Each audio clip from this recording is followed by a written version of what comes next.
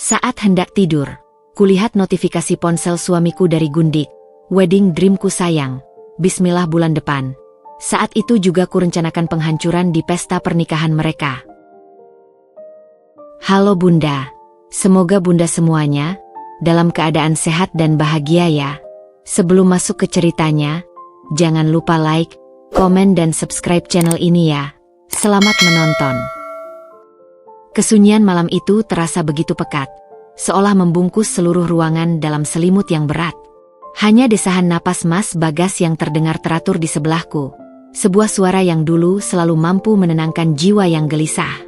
5 tahun pernikahan kami terasa seperti sebuah lukisan indah yang baru saja kusadari retak-retak halusnya di setiap sudutnya. Aku memandangi profil wajahnya yang terkena bias cahaya bulan dari jendela. Masih sama tampan seperti hari pertama kami bertemu. Tanganku dengan refleks meraih selimut yang hampir terlepas dari bahunya. Sebuah gerakan yang sudah menjadi bagian dari rutinitas kami. Seperti halnya ciuman selamat tinggal di pagi hari dan kopi hangat yang selalu kusiapkan untuknya. Tiba-tiba, getaran samar disusul dering ponselnya memecah kesunyian. Aku mengerutkan kening. Siapa yang menelpon jam segini? Biasanya untuk urusan pekerjaan, mereka akan menelepon melalui ponsel kantornya. Dengan gerakan hati-hati agar tidak membangunkannya, kuambil ponsel yang masih terus bergetar dari meja kecil di samping tempat tidurnya. Jari telunjukku hampir saja menekan tombol tolak panggilan ketika mataku menangkap nama yang terpampang di layar. Lina. Lina, sekretaris barumu itu. Batinku bergumam. Ada sesuatu dalam naluriku yang membuat jempolku tanpa sengaja menyentuh notifikasi pesan WhatsApp yang muncul bersamaan dengan panggilan itu.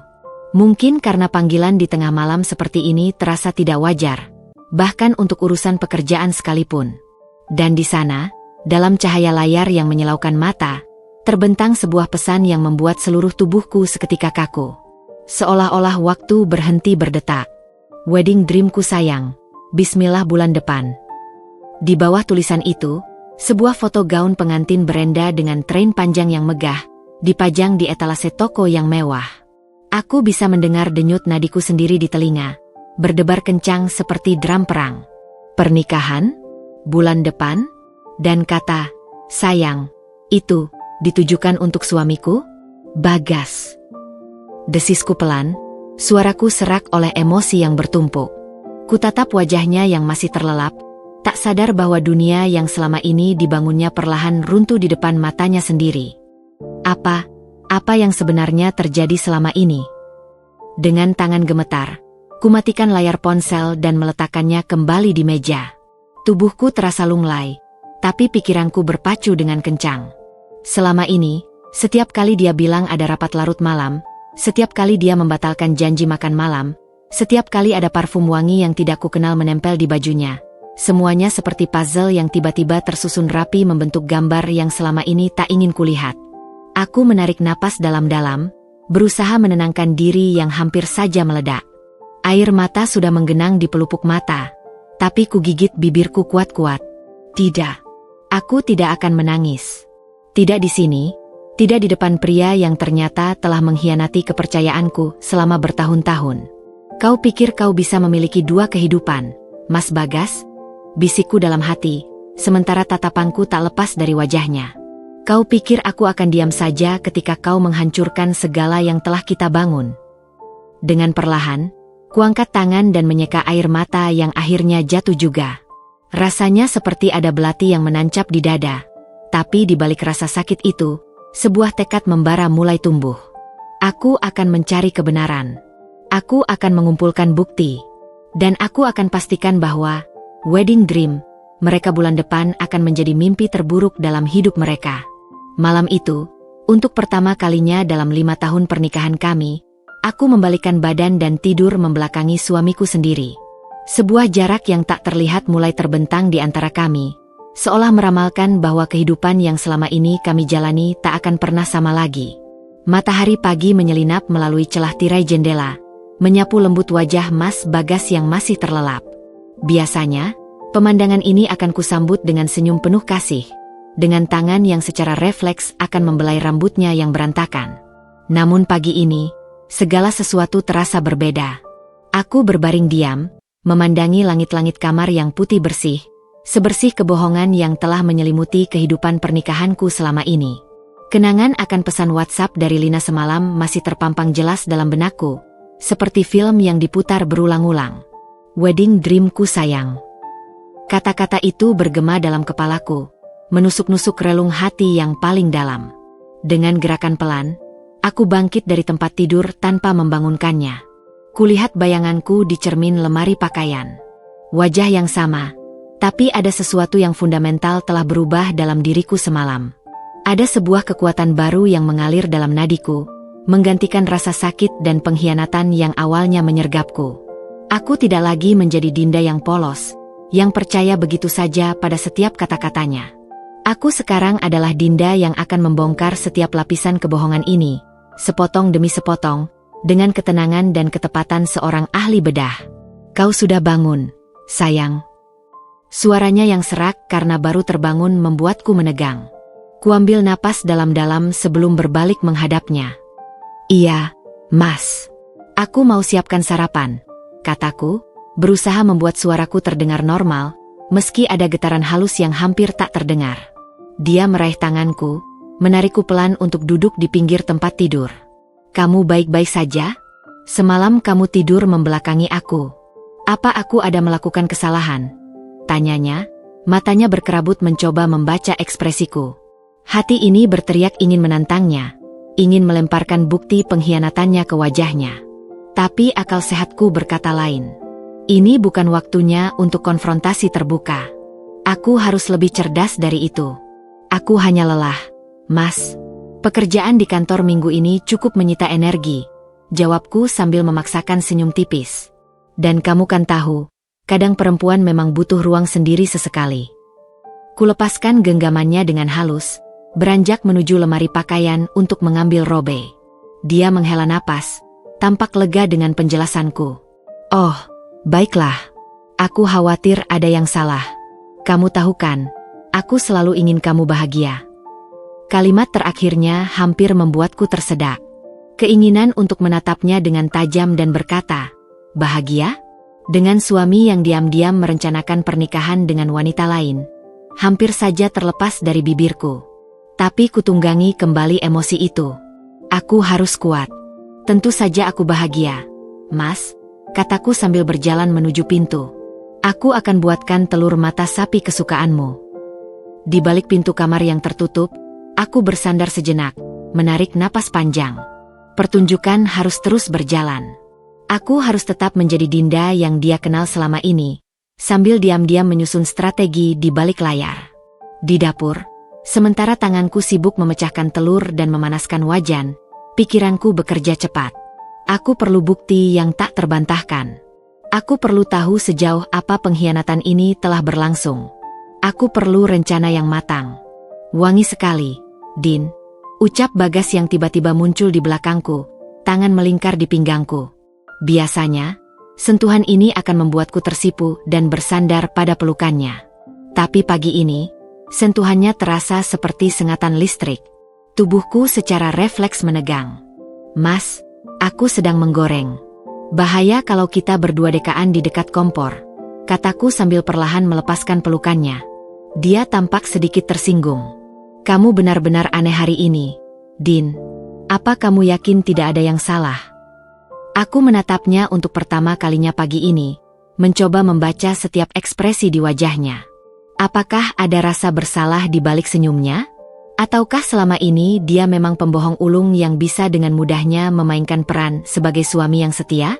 Aku hanya punya banyak pikiran, Mas, tentang masa depan kita, jawabku sambil membalikkan telur di wajan. Kadang aku bertanya-tanya, apakah kita benar-benar saling mengenal satu sama lain? Apakah ada bagian dari diri kita yang kita sembunyikan dari pasangan? Wajahnya berubah sedikit. Ada sesuatu yang melintas di matanya, tapi cepat-cepat hilang. Apa maksudmu? Tentu saja kita saling mengenal. Kita sudah menikah 5 tahun, Dinda. 5 tahun, gumamku pelan. Tapi manusia bisa berubah, bukan? Atau mungkin, kita hanya melihat apa yang ingin kita lihat. Dia terdiam sejenak, memperhatikanku dengan tatapan yang lebih intens. kamu bicara dengan sangat dalam pagi ini. Apa ada sesuatu yang ingin kamu katakan padaku? Sekarang bukan waktunya. Aku belum siap. Aku butuh lebih banyak informasi, lebih banyak bukti. Tidak, Mas. Aku hanya merenung saja, kataku sambil memindahkan telur mata sapi ke piring. Ayo makan sebelum dingin. Saat dia duduk dan mulai menyantap makanannya, aku memperhatikannya diam-diam. Setiap gerak-geriknya, setiap ekspresi wajahnya. Aku sedang mempelajari musuhku, meski musuhku itu adalah pria yang pernah bersumpah akan mencintaiku sampai maut memisahkan. Kamu tidak makan, Din? Tanyanya saat menyadari aku hanya duduk memandanginya. Aku tidak lapar, Mas. Aku akan makan nanti saja, jawabku sambil tersenyum tipis. Oh iya, kamu pulang jam berapa malam ini? Ada rapat lagi. Dia mengunyah dengan lambat, seolah memikirkan jawabannya. Iya, ada meeting dengan klien sampai malam. Jangan tunggu aku makan malam. Klien. Kata yang sama yang selalu diucapkannya setiap kali dia berselingkuh. Sekarang aku tahu arti sebenarnya dari klien itu. Baiklah, Mas. Hati-hati di jalan, ucapku dengan nada yang sama seperti biasanya. Tapi dalam hati, sebuah rencana mulai terbentuk. Jika dia akan bertemu kliennya malam ini, maka aku akan menggunakan kesempatan itu untuk mulai menyusun perlawanan. Pertama, aku perlu mencari sekutu. Dan aku tahu persis siapa yang harus kuhubungi. Setelah Bagas pergi dengan ciuman biasa di kening, sebuah ritual yang sekarang terasa kosong, aku segera mengambil ponselku. Jari-jariku mengetik dengan cepat, memanggil nomor yang sangat kukenal. Sari, aku butuh bertemu denganmu. Sekarang. Cahaya matahari pagi menyapu ruangan kedai kopi yang nyaman, menciptakan pola-pola cahaya yang menari di atas meja kayu tua. Aku duduk di sudut paling belakang, jari-jariku tak henti mengetuk-ngetuk permukaan meja yang dingin. Setiap detik menunggu terasa seperti penyiksaan. Ketika bel di pintu kedai berdering dan sosok Sari muncul dengan wajah penuh tanya, rasanya seperti melihat penolong di tengah badai. Dinda, ada apa darurat sekali? Kamu baik-baik saja? Tanya Sari sambil buru-buru duduk di depanku. Matanya menyapu wajahku yang pasti terlihat pucat dan tak tidur semalaman. Aku menarik napas dalam-dalam, berusaha mengumpulkan keberatan untuk mengucapkan kata-kata yang akan mengubah segalanya. Sari, aku, Bagas. Namanya saja sudah cukup membuat suaraku tercekat. Sari segera meraih tanganku yang menggenggam erat cangkir kopi. Dinda, katakan padaku, apa yang Bagas lakukan? Dengan tangan gemetar, kuambil ponselku dan memperlihatkan tangkapan layar pesan dari Lina yang sudah kusimpan. Aku memperhatikan ekspresi Sari berubah dari kekhawatiran menjadi kemarahan yang membara saat membacanya. Astaga, Dinda. Bisiknya pelan, matanya membesar. Ini tidak mungkin. Kapan? Tadi malam.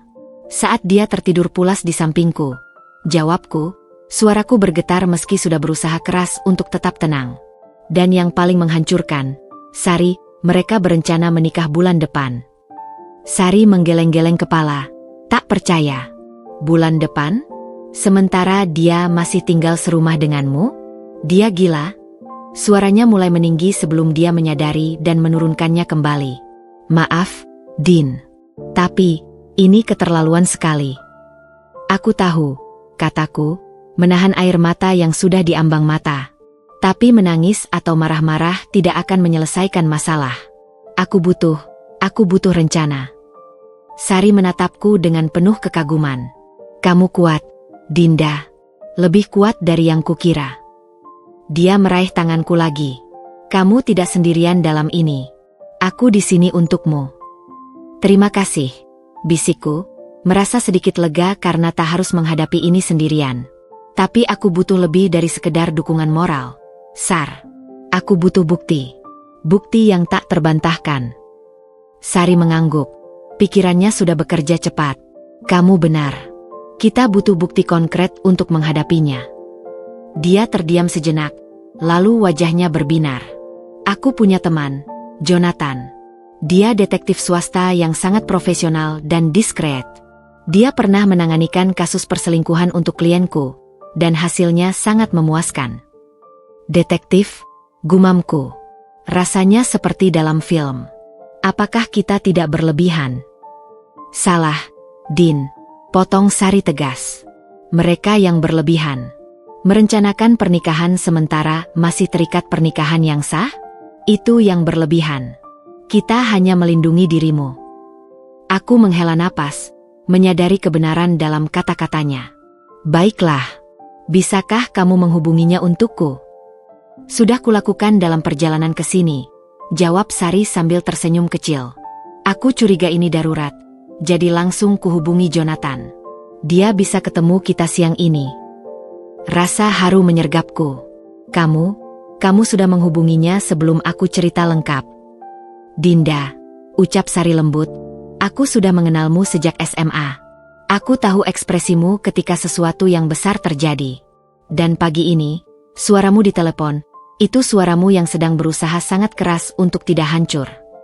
Air mata akhirnya tak bisa kutahan lagi. Aku tidak tahu harus berbuat apa tanpa kamu, Sar. Kamu tidak perlu tahu, jawabnya sambil menyodorkan tisu. Karena aku akan selalu ada di sini untukmu. Sekarang, mari kita susun strategi. Kami menghabiskan 1 jam berikutnya membicarakan detail-detail yang perlu diperhatikan.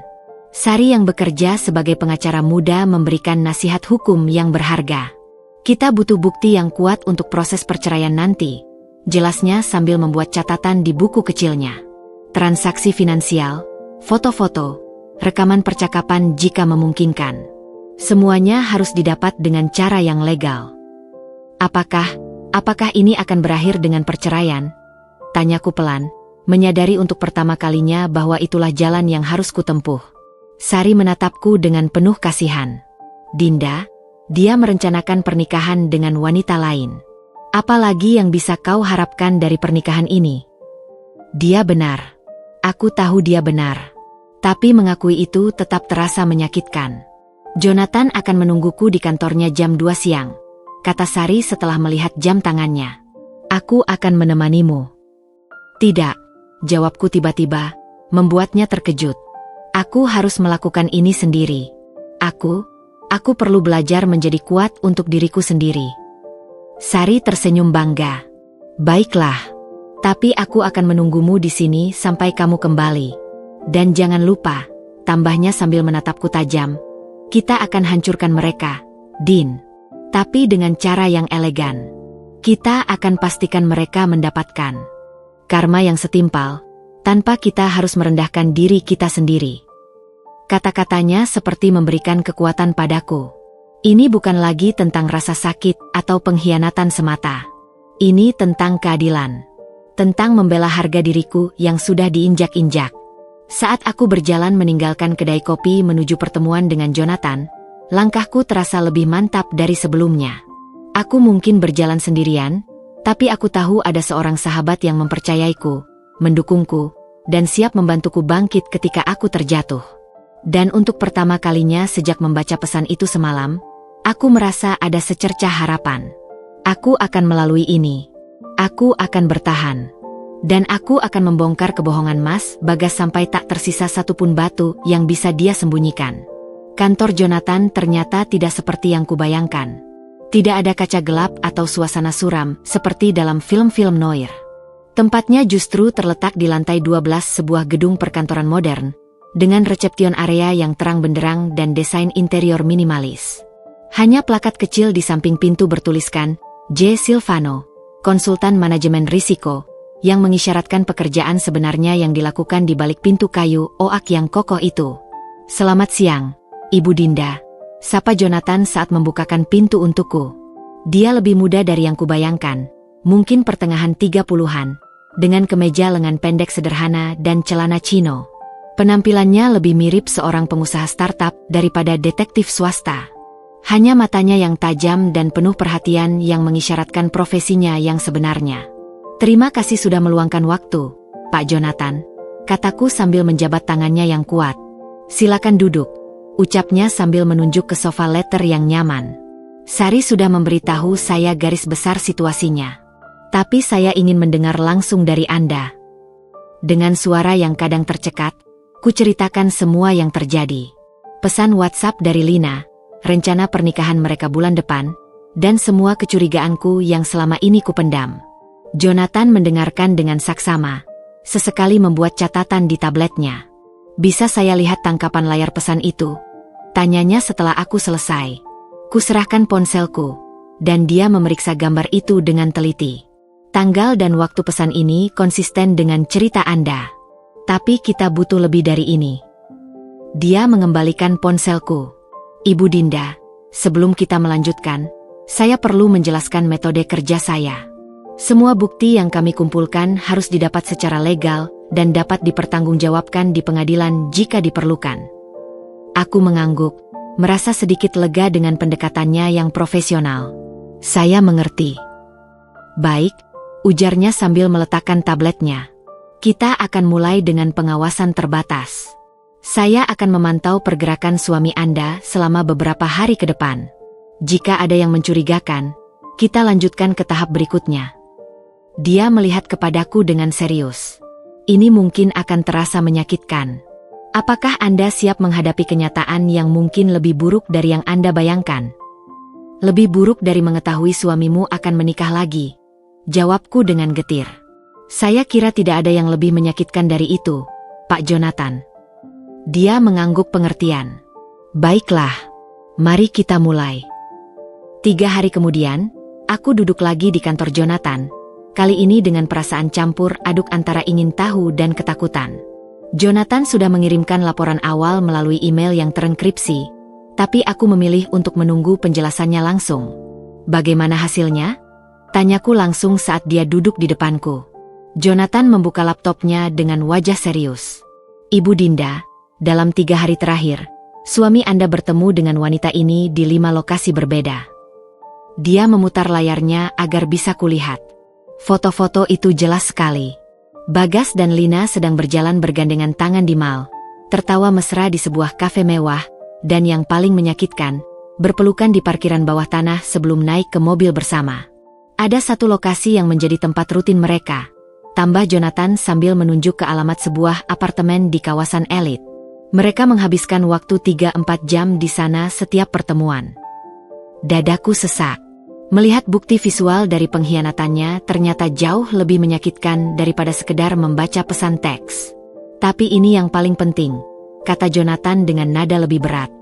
Dia menunjukkan beberapa dokumen cetakan.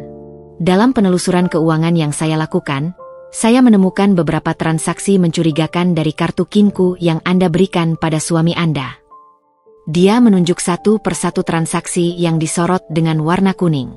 Lihat ini, pembelian cincin berlian seharga 85 juta rupiah dari butik perhiasan ternama. Dan ini, pembayaran DP venue pernikahan sebesar 50 juta. Tapi yang membuatku nyaris tidak bisa bernapas adalah transaksi terakhir yang ditunjukkannya. Dan yang ini, pembelian tiket pesumputaran 2 orang ke Bali untuk minggu depan. Atas nama Bagas Wijaya dan Lina Sari. Apa? Bisikku, tidak percaya. Mereka berlibur bersama. Sepertinya begitu, jawab Jonathan dengan simpati. Dan ada satu hal lagi. Dia mengambil amplop dari laci mejanya. Ini adalah undangan pernikahan mereka yang beredar secara terbatas. Dengan tangan gemetar, kuambil amplop itu. Desainnya elegan dengan embos emas. Tertulis jelas, bersama keluarga besar, kami mengundang Bapak Ibu Saudara I untuk menghadiri resepsi pernikahan Bagas Wijaya Lina Sari. Mata berkunang-kunang. Mereka bahkan tidak repot mengganti namanya. Seolah aku tidak pernah ada dalam hidupnya. Bagaimana bisa dia melakukan ini? Ucapku, suara bergetar. Selama ini dia pulang tepat waktu, bersikap manis, bahkan minggu lalu dia mengingatkan ulang tahun pernikahan kita yang kelima. Jonathan menatapku dengan pandangan penuh pengertian. Sayangnya, Ibu Dinda, dalam pekerjaan saya sering menemukan orang yang bisa memisahkan kehidupan mereka dengan sempurna. Tapi, dia melanjutkan dengan nada lebih tegas, sekarang Anda memiliki bukti yang kuat. Semua ini bisa digunakan untuk proses hukum nantinya. Aku menarik napas dalam-dalam, berusaha menenangkan diri yang hampir hancur. Apa? Apa yang harus saya lakukan sekarang? Pertama, simpan semua bukti ini di tempat yang aman. Kedua, jangan konfrontasi dulu. Kita butuh lebih banyak informasi tentang aset-asetnya. Jonathan menutup laptopnya. Dan yang paling penting, jaga emosi Anda. Tetaplah bersikap normal di rumah. Bersikap normal, ucapku dengan getir. Setelah melihat semua ini, iya, jawabnya tegas. Karena sekarang Anda yang memegang kendali. Anda yang tahu kebenarannya. Dan kebenaran adalah senjata terkuat. Dalam perjalanan pulang, ponselku berdering. Dari Bagas. Sayang, maaf telat ngabarin. Meeting sama klien lagi molor. Jadi nggak bisa makan malam sama kamu. Suaranya terdengar sama seperti biasanya. Hangat dan penuh perhatian. Dulu, aku selalu mempercayainya. Tapi sekarang, aku tahu yang sebenarnya. Tidak apa, Mas. Meetingnya semoga lancar ya. Jawabku, berusaha membuat suara tetap normal. Jangan lupa makan malam. Terima kasih, sayang. Kamu yang terbaik. Love you. Aku yang terbaik, batinku menyindir. Tentu saja. Aku yang terbaik dalam diperlakukan seperti sampah. Love you too, Mas. Balasku sebelum menutup telepon. Saat itu, aku menyadari sesuatu yang penting. Aku baru saja melewati ujian pertama. Berbicara dengannya seolah-olah tidak ada yang terjadi. Dan aku berhasil. Jonathan benar. Sekarang akulah yang memegang kendali. Dan aku akan menggunakan kendali ini untuk memastikan bahwa wedding dream mereka bulan depan akan berubah menjadi mimpi buruk yang tak akan pernah mereka lupakan. Hari-hari berjalan dengan ritme yang aneh. Seperti sebuah lagu yang nadanya sumbang namun dipaksakan untuk tetap terdengar harmonis. Setiap pagi aku masih menyiapkan sarapan untuk Bagas. Setiap malam aku masih mendengarkan cerita kerjanya. Atau yang kukira sebagai cerita kerja. Dengan senyum palsu yang sudah semakin mahir kukuasai. Tapi di balik topeng ketaatan itu, ada sebuah badai yang terus mengamuk dalam diriku. Suatu Jumat sore, Bagas pulang lebih awal dengan alasan meeting dadakan dibatalkan. Aku sedang menyetrika di ruang keluarga ketika dia masuk. Wajahnya tampak segar dan ceria. Terlalu ceria untuk seseorang yang katanya baru seharian berkutat dengan rapat yang melelahkan. Wah, masak sudah pulang? Sambutku, berusaha menahan keinginan untuk menatapnya penuh curiga. Din, kamu tidak akan percaya, katanya sambil melepas jasnya dengan girang. Klien besar itu akhirnya tanda tangan kontrak. Proyek ini bisa membawa kita ke level berikutnya. Selamat, sayang, ucapku, tetap fokus pada setrikaan di tanganku. Pantasan kamu terlihat sangat senang. Dia mendekatiku dari belakang, melingkarkan tangannya di pinggangku. Ini semua berkat dukunganmu, Din. Kamu selalu ada untukku. Selalu ada untukmu, batinku menyindir. Sementara kau bersiap menikahi wanita lain. Aku istri MU, Mas. Tugasku mendukung MU. Jawabku, sengaja membuat kalimatnya terpotong-potong agar tidak terdengar tulus. Tiba-tiba dia melepas pelukannya. Aku mau cepat-cepat mandi dulu. Ada janji makan malam dengan tim proyek. Lagi? Kamu kan baru saja makan malam dengan tim minggu lalu. Kataku, berusaha membuatnya terdengar seperti keluhan biasa, bukan interogasi. Ah, yang ini tim yang berbeda. Tim khusus untuk proyek baru. Jawabnya cepat sambil sudah berjalan menuju kamar mandi. Jangan tunggu aku tidur ya. Begitu pintu kamar mandi tertutup, mataku tertuju pada tas kerjanya yang diletakkan begitu saja di sofa. Sebuah naluri membisikkan sesuatu padaku. Dengan hati-hati, kudekati isi tasnya, laptop, dokumen, pulpen, dan kemudian, jariku menyentuh amplop yang tidak asing. Dengan jantung berdebar kencang, kuku keluarkan amplop coklat itu. Desainnya elegan, dengan huruf emboss gold yang berkilau. Dan di sana, tertulis dengan jelas kalimat yang membuat seluruh tubuhku menggigil. Bersama keluarga besar, kami mengundang Bapak Ibu Saudara I untuk menghadiri resepsi pernikahan Bagas Wijaya Plinasari. Tanganku gemetar memegang kertas yang terasa seperti bara api itu. Mereka bahkan tidak repot mengganti namanya. Seolah-olah pernikahan kami yang 5 tahun tidak pernah ada. Seolah-olah aku adalah hantu yang tidak pantas disebut-sebut. Kubalik undangan itu. Tertulis tempat dan waktu, Ballroom Grand Melati Hotel, tanggal 15 bulan depan, persis 2 minggu setelah ulang tahun pernikahan kami yang kelima. Air mata mendidih di mataku, tapi kali ini bukan air mata sakit, melainkan kemarahan yang membara. "Din, kamu lihat handuk biruku di mana?" teriak Bagas dari kamar mandi. Cepat-cepat kusimpan undangan itu kembali ke dalam tasnya dengan tepat seperti posisi semula, lalu berjalan ke lemari linen. "Di sini, Mas," balasku sambil mengetuk pintu kamar mandi. Pintu terbuka sedikit, dan tangan basahnya meraih handuk yang kusodorkan. "Terima kasih, sayang." Aku kembali ke setrikaanku, tapi kali ini dengan pandangan yang berbeda. Aku memandang sekeliling rumah kami, rumah yang kubangun dengan cinta dan pengorbanan selama 5 tahun. Setiap barang di sini punya kenangan, setiap sudut punya cerita. Dan dia berani mengotori semua itu dengan rencana pernikahan barunya? Beberapa jam kemudian, setelah Bagas pergi dengan alasan makan malam dengan tim, yang ku tahu sekarang artinya dia bersama Lina, aku menelepon Sari. "Sar, kau tidak akan percaya apa yang baru saja kutemukan," kataku begitu dia mengangkat telepon. "Ada perkembangan baru?" tanyanya waspada. "Mereka sudah mencetak undangan. Bagas membawanya pulang secara tidak sengaja." "Astaga, berani sekali mereka. Apa kau baca isinya?" "Baca? Aku hampir saja membakarnya," jawabku, suara bergetar karena emosi. "Mereka menggunakan namanya persis, Sar. Seolah-olah aku tidak pernah ada. Seolah-olah pernikahan kami adalah lelucon." "Dinda, dengarkan aku," suara Sari tegas di seberang telepon. "Ini justru baik untuk kita. Sekarang kita punya bukti fisik. Simpan baik-baik informasinya, tempat dan waktunya." "Grand Melati Hotel, tanggal 15 bulan depan," ucapku, mengulangi informasi yang sudah terpatri dalam ingatanku. "Bagus," sahut Sari. "Sekarang kita tahu persis kapan dan di mana kita akan melakukan serangan balik kita." "Maksudmu?" "Maksudku, kita akan hadir di pesta pernikahan mereka, Din. Tapi bukan sebagai tamu undangan yang diam saja." Aku menarik napas dalam-dalam. "Kau benar. Mereka ingin pesta yang sempurna? Mari kita berikan mereka pesta yang tak akan pernah mereka lupakan." "Tepat sekali," sahut Sari. "Sekarang, dengarkan. Besok aku akan datang ke rumahmu.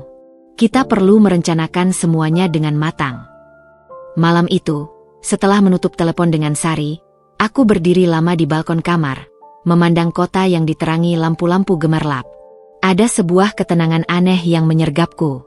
Rasa sakit itu masih ada, tapi sekarang dia telah berteman dengan sebuah tekad yang tak tergoyahkan.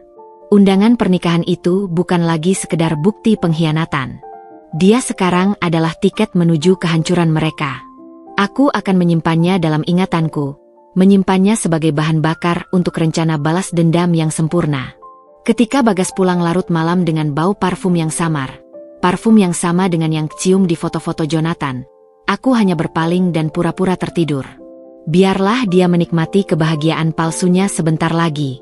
Karena sebentar lagi, semua ini akan berakhir. Dan akhirnya akan datang dengan ledakan yang dia sendiri tidak akan pernah sangka. Keesokan harinya, matahari terbit dengan sinar yang kejamnya tak tertahankan. Cahayanya menyoroti setiap debu yang menari di ruang keluarga, seolah mengejek kekacauan yang tersembunyi di balik dinding rumah ini. Aku memutuskan untuk mulai menerapkan strategi yang lebih agresif. Bukan dengan konfrontasi terbuka, tetapi dengan perlawanan halus yang akan membuatnya meragukan kenyamanan yang selama ini dinikmatinya. Saat Bagas turun untuk sarapan, wajahnya masih segar dari tidur nyenyak, tidur orang yang hati nuraninya tak terganggu. Dia mendekatiku untuk mencium pipiku seperti biasa, tapi kali ini aku secara halus memalingkan wajah, berpura-pura mengambil sesuatu dari lemari di belakangku. "Kopinya sudah siap, Mas," kataku tanpa menatapnya, menuangkan kopi hitam ke dalam cangkir kesukaannya. Dia terdiam sebentar, lalu duduk. "Ada apa, Din? Kamu menghindari ciumanku tadi." Aku mengambil nafas dalam-dalam sebelum akhirnya menatapnya. "Aku hanya tidak enak badan, Mas. Takut menular." "Itu bohong, tapi bohong yang diperlukan." "Oh," ucapnya, Tampak lega. Minum obat ya. Jangan sampai sakit. Kami makan dalam diam selama beberapa menit. Suasana yang biasanya dipenuhi celotehanku tentang rencana-rencana kecil kami, sekarang digantikan oleh kesunyian yang tegang. Mas, akhirnya kupecahkan kesunyian itu. Aku semalam bermimpi aneh. Dia menatapku, sedikit terengah. Mimpi apa? Aku bermimpi kita sedang berjalan di sebuah taman yang indah, tapi tiba-tiba ada wanita lain yang datang dan mengambil tanganmu. Kau pun pergi dengannya, meninggalkanku sendirian. Aku menatapnya tajam. Aneh sekali, ya? Mimpi yang begitu jelas. Wajahnya berubah pucat, tapi cepat-cepat dia menyembunyikannya dengan minum kopinya. Memang aneh, tapi itu cuma mimpi, Din. Jangan dipikirkan. Tapi kata orang, mimpi adalah bunga tidur. Kadang ada artinya. Balasku, tetap dengan nada datar. Aku jadi teringat percakapan kita beberapa waktu lalu, tentang betapa berharganya kejujuran dalam pernikahan. Dia meletakkan cangkirnya dengan agak keras. Dinda, kamu akhir-akhir ini seperti berbeda. Selalu membicarakan hal-hal yang dalam. Apa ada yang ingin kau katakan padaku? Aku tersenyum tipis. Tidak, Mas. Hanya merenung saja. Tentang bagaimana seseorang bisa begitu mudahnya memakai topeng setiap hari. Menjadi orang yang berbeda di tempat yang berbeda. Kamu bicara seperti sedang menuduh sesuatu, ujarnya, suaranya mulai meninggi. Oh, tidak, jawabku cepat, kembali ke peran istri yang penuh perhatian. Aku hanya khawatir denganmu. Kamu akhir-akhir ini sering lembur, meeting sampai larut. Aku takut kamu kelelahan dan menjadi tidak seperti dirimu sendiri. Dia tampak lega dengan perubahan topik ini. Ah, itu karena proyek baru. Tapi jangan khawatir, sebentar lagi semuanya akan selesai dan kita bisa kembali seperti dulu. Kembali seperti dulu, batinku menyindir. Seperti ketika aku masih percaya padamu. Semoga saja, Mas, ucapku lembut. Aku sangat merindukan waktu-waktu ketika kita bisa makan malam bersama setiap hari. Dia berdiri, mendekatiku dan kali ini berhasil mencium keningku. Aku juga. Sayang, percayalah, semua ini hanya sementara. Setelah dia pergi, aku berdiri di depan jendela, memandanginya masuk ke mobil dan melaju pergi. Percakapan tadi meninggalkan rasa pahit di mulutku. Setiap kata darinya terasa seperti kebohongan yang dipoles rapi. Siangnya, seperti yang dijanjikan, Sari datang.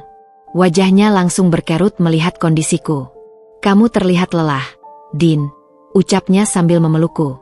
Aku baru saja melakukan percakapan paling munafik dalam hidupku. Keluhku sambil memimpinnya ke ruang keluarga. Setelah kuceritakan percakapan sarapan tadi, Sari mengangguk-angguk. Kamu melakukan dengan baik.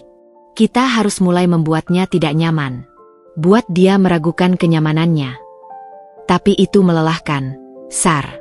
Berbicara dengannya sekarang seperti berjalan di atas kaca. Aku tahu, ujarnya, memegang tanganku.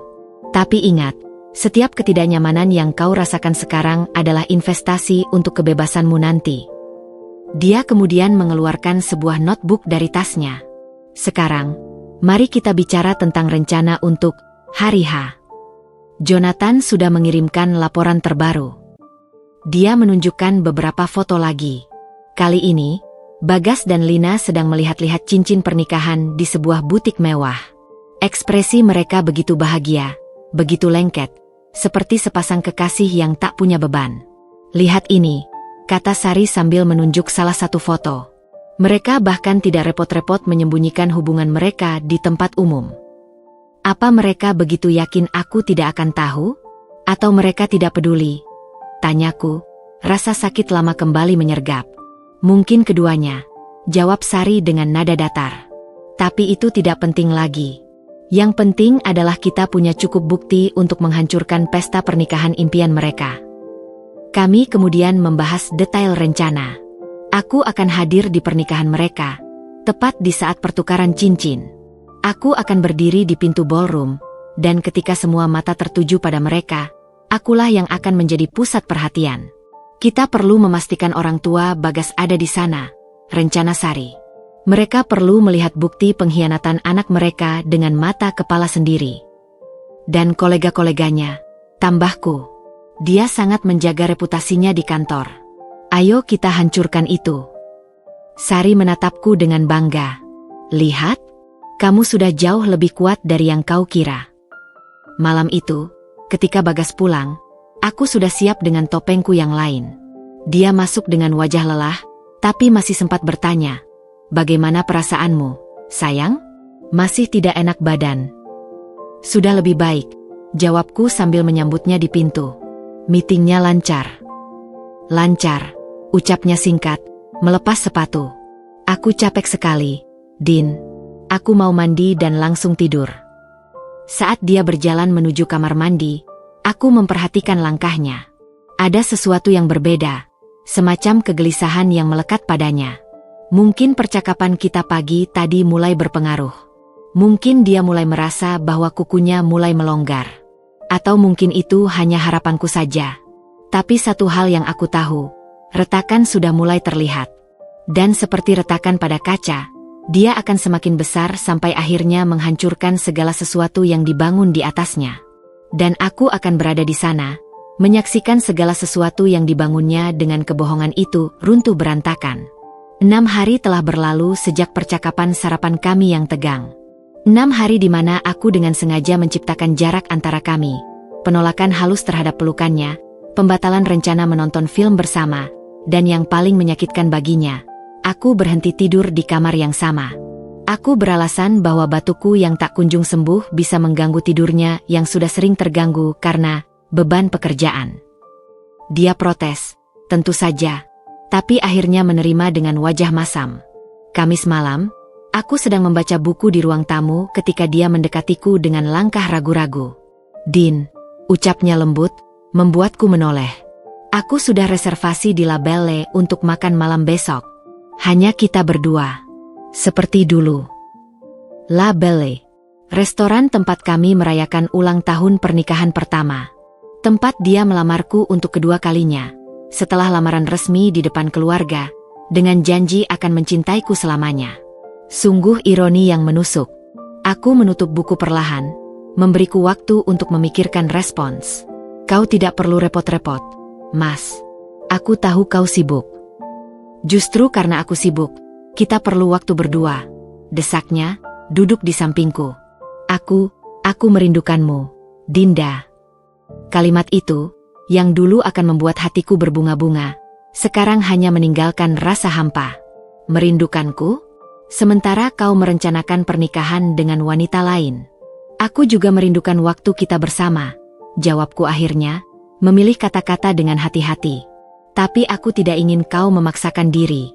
Kau sudah cukup lelah dengan pekerjaan." "Tidak, ini bukan paksaan," katanya cepat, tangannya meraih tanganku. Aku menahan diri untuk tidak menariknya. "Aku ingin melakukan ini untuk kita." Aku memandangnya lama, mencoba membaca apa yang ada di balik matanya.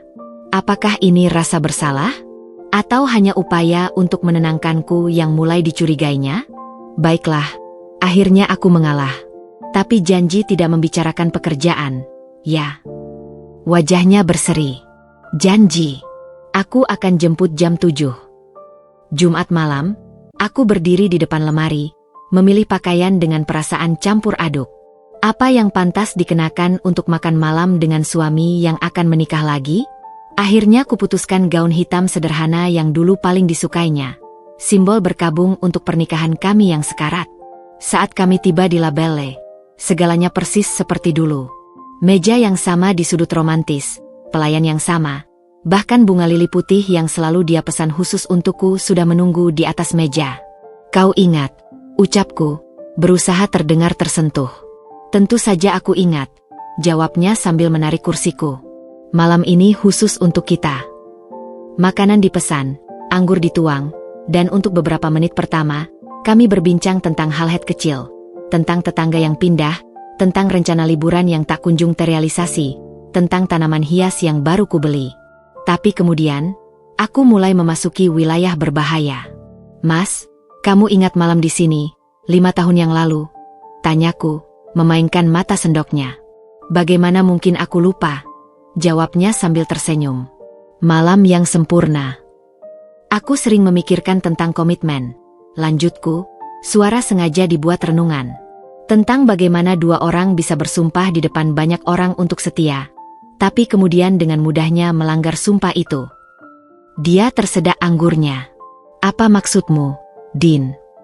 Beberapa hari yang lalu, aku bertemu dengan Maya, teman kuliahku dulu. Kau ingat Maya? Suaminya baru ketahuan berselingkuh setelah 10 tahun pernikahan. Wajahnya berubah pucat. Oh, kasihan sekali. Iya, sangat menyedihkan, ujarku, menatapnya langsung. Yang paling membuatku sedih adalah bagaimana dia harus pura-pura tidak tahu sambil mengumpulkan bukti. Katanya, rasanya seperti dikhianati 2 kali.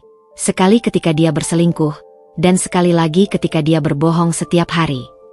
Dia meletakkan gelasnya, tangannya sedikit gemetar. Kenapa kamu membicarakan ini, Dinda? Apakah ada sesuatu yang ingin kau katakan padaku? Aku tersenyum kecil, berpura-pura tidak mengerti. Tidak, kok. Hanya merenung saja. Sebagai istri, cerita seperti itu membuatku berpikir tentang betapa rapuhnya sebuah pernikahan. Tentang bagaimana kepercayaan yang dibangun bertahun-tahun bisa hancur dalam sekejap. Dia menarik napas dalam-dalam. Dinda, aku. Tapi kita beruntung, bukan? Potongku, tidak memberinya kesempatan untuk berbicara. Kita memiliki pernikahan yang kuat. Kau akan selalu jujur padaku, kan, Mas? Dia terdiam, matanya menghindari tatapanku. Tentu saja, sayang. Selalu. Makan malam berlanjut dengan suasana yang semakin tegang. Dia kehilangan selera makan, memainkan makanannya lebih banyak daripada memakannya. Aku, di sisi lain, merasa seperti sedang menonton pertunjukan teater. Seorang suami yang mulai terjepit dalam jaring kebohongannya sendiri. Kamu hampir tidak menyentuh makananmu, kataku, berpura-pura khawatir. Apa ada yang salah? Tidak, jawabnya cepat. Aku hanya tidak terlalu lapar. Atau mungkin ada yang mengganjal di hati? Tanyaku lembut, seperti istri yang penuh perhatian. Dia menatapku, dan untuk pertama kalinya malam ini, aku melihat ketakutan di matanya. Apa kamu mendengar sesuatu tentang aku, Din? Apa yang harus kudengar? Balasku dengan polos. Kamu kan selalu bercerita segalanya padaku. Dia tidak bisa menahannya lagi. Dinda, aku merasa akhir-akhir ini kamu berbeda. Seperti ada yang mengganggumu. Apakah ada orang yang mengatakan sesuatu padamu? Tentang aku. Aku menyandarkan tubuh ke kursi, menikmati setiap detik ketidaknyamanannya. Mengapa? Apakah ada sesuatu yang orang bisa katakan tentangmu? Tidak. Tentu tidak. Bantahnya terlalu cepat. Aku hanya khawatir padamu. Jangan khawatir tentangku, Mas, ucapku sambil menyentuh tangannya. Sentuhan yang dulu hangat, kini terasa dingin. Aku baik-baik saja. Mungkin kamu yang terlalu lelah. Proyek baru ini benar-benar menguras tenagamu. Dia mengangguk, tampak lega dengan kesempatan untuk mengubah topik. Iya, mungkin kamu benar. Aku butuh istirahat. Dalam perjalanan pulang, dia diam saja, memandang jalan di depan dengan konsentrasi berlebihan. Aku memandanginya dari samping, memperhatikan bagaimana jarinya mengetuk-ngetuk setir dengan gugup. Sesampai di rumah, dia langsung mengatakan akan tidur di kamar tamu karena tidak ingin menggangguku dengan batukku. Aku tahu itu hanya alasan. Dia butuh ruang untuk memikirkan kata-kataku malam ini. Saat sendirian di kamar, aku menelepon Sari. Percakapan makan malam berjalan sempurna. Bagaimana reaksinya? Tanya Sari penasaran. Dia ketakutan. Sar. Aku bisa melihatnya di matanya. Dia mulai bertanya-tanya seberapa banyak yang ku ketahui. Bagus, sahut Sari. Biarkan dia merenung. Biarkan ketakutannya tumbuh. Yang paling penting, tambahku sambil tersenyum di kegelapan, dia sekarang yakin bahwa aku mungkin sudah mendengar sesuatu. Itu akan membuatnya ceroboh. Dan orang ceroboh membuat kesalahan. Dan kesalahan itulah yang akan menjadi kehancurannya. Lengkap Sari. Malam itu, aku tidur dengan perasaan aneh, campuran antara kepuasan dan kesedihan. Kepuasan karena strategiku berjalan baik, tapi kesedihan karena ini harus terjadi. Karena suami yang dulu kukasihi sekarang adalah musuh yang harus kutaklukkan. Tapi seperti kata Sari, perang sudah dimulai. Dan aku tidak berniat kalah. Senin pagi, aku bangun dengan tekad baru. Sudah cukup bermain pertahanan. Sekarang saatnya untuk mulai menyerang, meski dengan cara yang halus dan elegan. Setelah memastikan Bagas sudah berangkat ke kantor, dengan ciuman kening yang sekarang terasa seperti ritual kosong, aku mulai menyusun rencanaku. Pukul 11 pagi, setelah memastikan itu adalah waktu yang biasanya Bagas ada dalam meeting rutin dengan direksi, kusiapkan kotak makan siang berisi masakan kesukaannya. Bukan sebagai tanda cinta, tapi sebagai senjata. Aku sengaja memakai dress biru muda yang dulu selalu dikatakannya membuat mataku bersinar. Sebuah pengingat halus tentang apa yang mungkin akan hilang darinya. Perjalanan ke kantornya terasa seperti menuju medan perang. Setiap lampu merah, setiap belokan, ku gunakan untuk mengatur napas dan menyusun kata-kata. Aku harus tampak seperti istri yang penuh perhatian, bukan seperti wanita yang sedang mengumpulkan bukti untuk menghancurkan suaminya. Saat aku masuk ke lobi gedung megah tempat kantor Bagas berada, resepsionis yang sudah kukenal selama bertahun-tahun, Maya, tersenyum lebar. "Ibu Dinda, lama tidak kesini," sambutnya ramah. "Aku membawakan makanan untuk Mas Bagas," kataku sambil menunjuk kotak makan di tanganku. "Dia akhir-akhir ini sering lupa makan siang karena sibuk." Maya menghela napas. "Iya, nih, proyek baru memang menyita waktu. Tapi..." Wajahnya berkerut. Sepertinya Mas Bagas tidak ada di kantor. Tadi pagi aku lihat dia keluar dengan Mbak Lina. Katanya ada meeting luar. Pura-pura terkejut. Aku mengerutkan kening. Meeting luar? Tapi dia tidak bilang padaku. Aku kirim pesan juga tidak dibalas. Maya tampak tidak nyaman. Mungkin meetingnya mendadak. "Ah, tidak apa-apa," ucapku dengan senyum tipis. "Bisa tolong simpan ini di mejanya? Aku tunggu sebentar saja, siapa tahu dia cepat kembali." Aku sengaja duduk di area tunggu yang strategis. Dari sini aku bisa melihat pintu masuk utama dan juga meja resepsionis. Aku mengeluarkan ponsel dan berpura-pura sibuk, padahal seluruh inderaku waspada. Tak lama kemudian, Maya menerima telepon. Dari pembicaraannya, aku bisa menangkap bahwa itu adalah Bagas. "Tapi Bu Dinda ada di sini, Mas. Membawakan makan siang." "Iya, sudah sekitar setengah jam." "Baik, akan kusampaikan." Setelah menutup telepon, Maya mendekatiku. "Tadi Mas Bagas telepon. Katanya meetingnya molor dan kemungkinan tidak kembali ke kantor hari ini. Dia minta maaf tidak bisa ketemu Ibu." "Ah, sayang sekali," ucapku, berdiri. "Tolong sampaikan padanya bahwa aku mampir ke sini ya, Maya. Dan..." Aku sengaja membuat suara sedikit sedih. "Katakan padanya bahwa aku merindukan makan siang bersamanya." Maya mengangguk, matanya penuh simpati. "Pasti, Bu." Saat berbalik untuk pergi, aku melihat sesuatu yang membuatku tersenyum dalam hati. Di buku tamu yang terbuka di meja Maya, tertulis jelas, "Bagas Wijaya Plinasari, meeting klien Grand Melati Hotel, 10.00-15.00. Grand Melati Hotel. Tempat yang sama dengan yang tertera di undangan pernikahan mereka. Di lift, aku segera menelepon Jonathan.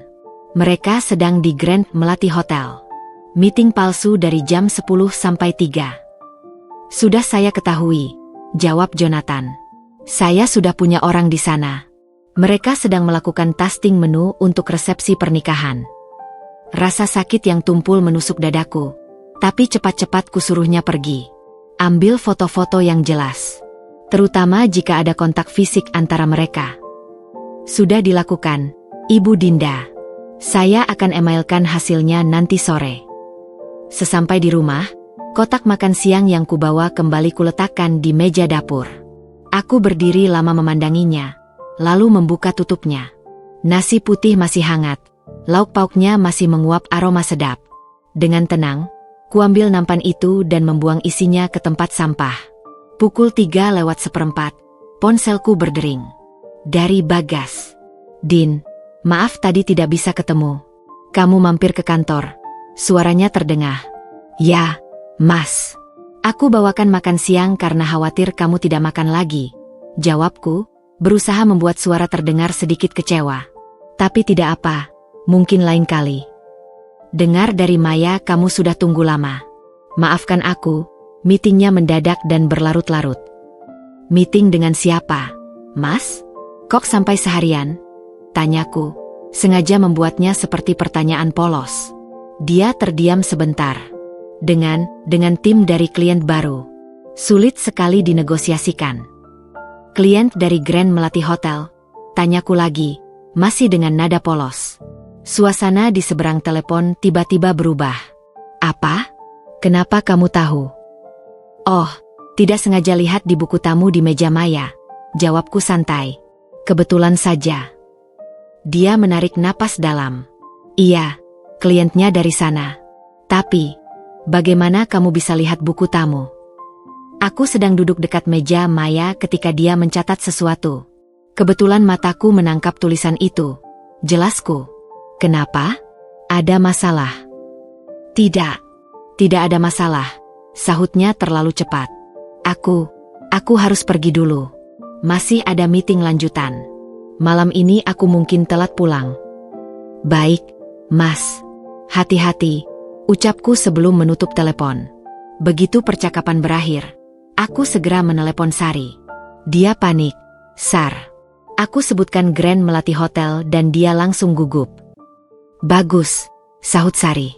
Sekarang dia tahu bahwa kamu tahu sesuatu. Itu akan membuatnya semakin ceroboh. Jonathan dapat foto-foto mereka sedang tasting menu untuk resepsi pernikahan. Tambahku. Semuanya berjalan sesuai rencana. Sempurna, kata Sari. Sekarang kita tinggal menunggu. Biarkan ketakutannya menggerogotinya dari dalam. Malam itu, Bagas pulang lebih awal dari yang dijanjikannya. Pukul 8, aku sudah mendengar suara mobilnya masuk garasi. Aku sedang duduk di ruang keluarga, membaca buku yang sama halamannya selama 1 jam terakhir. Din, kamu masih bangun? Panggilnya dari pintu. Aku sedang membaca. Jawabku tanpa menoleh. Kamu pulang awal. Dia mendekat, duduk di kursi di seberangku. Meetingnya dibatalkan. Oh, ucapku singkat. Masih berpura-pura fokus pada bukuku. Dinda, ucapnya, suara serius. Tentang siang tadi, tentang Grand Melati Hotel. Aku akhirnya menatapnya. Apa tentang itu? Apakah kamu marah karena aku membatalkan janji makan siang? Aku tersenyum kecil. Tidak, Mas. Aku mengerti pekerjaanmu penting. Lagi pula, tambahku sambil kembali ke bukuku. Kamu kan meeting dengan klien. Apa yang perlu dimarahi? Dia terdiam, tampak bingung dengan responku. Aku bisa merasakan kebingungannya, ketidakpastiannya.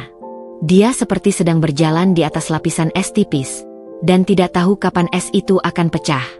Dan itulah tepatnya yang kuinginkan. Biarlah dia merasakan sedikit dari ketidakpastian yang telah kurasakan selama berminggu-minggu. Biarlah dia merasakan bagaimana rasanya hidup dalam kebohongan. Selalu waspada, selalu takut ketahuan. Karena sebentar lagi, ketakutannya akan menjadi kenyataan. Dan aku akan berada di sana untuk menyaksikan semuanya runtuh. 5 hari telah berlalu sejak insiden kantor, dan ketegangan di rumah kami terasa semakin mengental, seperti kabut tebal yang tak kunjung sirna. Bagas berubah menjadi lebih perhatian, terlalu perhatian. Dia pulang lebih awal, membawakanku bunga, bahkan menawarkan untuk memasak makan malam, sesuatu yang jarang dilakukannya sejak tahun pertama pernikahan kami. Setiap tindakannya seperti teriakan bisu dari seorang pria yang dilanda rasa bersalah, atau mungkin lebih tepatnya, ketakutan akan ketahuan. Jumat malam, dia mengajakku menonton film di rumah, komedi romantis yang dulu selalu kami tonton bersama sambil tertawa terbahak-bahak. Tapi malam ini, tawa itu terasa dipaksakan. Di tengah film, dia mematikan televisi, membuat ruang keluarga yang hanya diterangi lampu samping itu menjadi sunyi. Din, kita perlu bicara, ujarnya, suaranya serius. Aku menaruh mangkuk popcorn di atas meja, menyiapkan diri untuk pertunjukan berikutnya. Ada apa, Mas? Dia menarik napas dalam, tangannya meremas-remas bantalan sofa. Aku merasa, ada yang berubah antara kita. Kamu akhir-akhir ini, dingin. Jauh. Seperti ada dinding yang kau bangun antara kita. Aku menatapnya, membiarkan kesunyian tergantung sejenak sebelum menjawab. Aku tidak membangun dinding, Mas. Mungkin, kita berdua yang perlu bertanya pada diri sendiri. Apakah semuanya sudah benar antara kita? Wajahnya berkerut. Apa maksudmu? Tentu saja semuanya benar. Aku mencintaimu, kamu mencintaiku. Kita memiliki rumah yang indah, kehidupan yang baik. Apakah cinta dan kehidupan yang baik cukup untuk sebuah pernikahan? Potongku lembut. Bagaimana dengan kejujuran? Bagaimana dengan komitmen? Dia menggeleng, wajahnya mulai menunjukkan frustrasi. Aku selalu jujur padamu. Dan komitmenku padamu tidak pernah goyah. Benarkah? Ucapku, masih dengan nada tenang. Kamu ingat temanku, Maya? Suaminya yang berselingkuh itu? Katanya, yang paling menyakitkan bukan perselingkuhannya, tapi bagaimana dia harus menghadapi kenyataan bahwa selama berbulan-bulan, bahkan bertahun-tahun, dia hidup dalam kebohongan. Bahwa setiap "aku mencintaimu" adalah dusta, setiap pelukan adalah kepura-puraan. Dia berdiri, berjalan mondar-mandir di ruangan. Kenapa kamu terus membicarakan perselingkuhan orang lain? Apa kamu menuduhku berselingkuh? Aku tidak menuduh, Mas. Aku hanya bertanya. Aku berdiri, menghadapnya. Pernikahan kita seperti lukisan indah yang tergantung di dinding. Tapi akhir-akhir ini, aku mulai bertanya-tanya, apa yang ada di balik lukisan itu? Mungkin ada retakan di dindingnya? Atau mungkin, lukisan itu sebenarnya menutupi lubang yang dalam. Dia berhenti berjalan, menatapku dengan mata penuh konflik. Apa yang kau inginkan dariku, Dinda? Katakan saja. Apakah kau ingin aku mengaku telah melakukan sesuatu? Karena jika itu yang kau inginkan, maka tidak ada yang perlu diaku. Aku tidak melakukan kesalahan. Kalimat terakhirnya diucapkan dengan suara yang sedikit terlalu tinggi, dengan keyakinan yang sedikit terlalu berlebihan. Aku tidak memintamu mengaku apapun, Mas. Jawabku, masih dengan ketenangan yang kujaga baik-baik. Aku hanya ingin kita berdua yakin bahwa kita masih berada di halaman yang sama. Bahwa kita masih memiliki visi yang sama tentang masa depan. Masa depan? Ucapnya, tawa pendek keluar dari bibirnya. Kita punya masa depan yang cerah. Aku sedang membangun karir untuk kita, untuk keluarga kita nanti.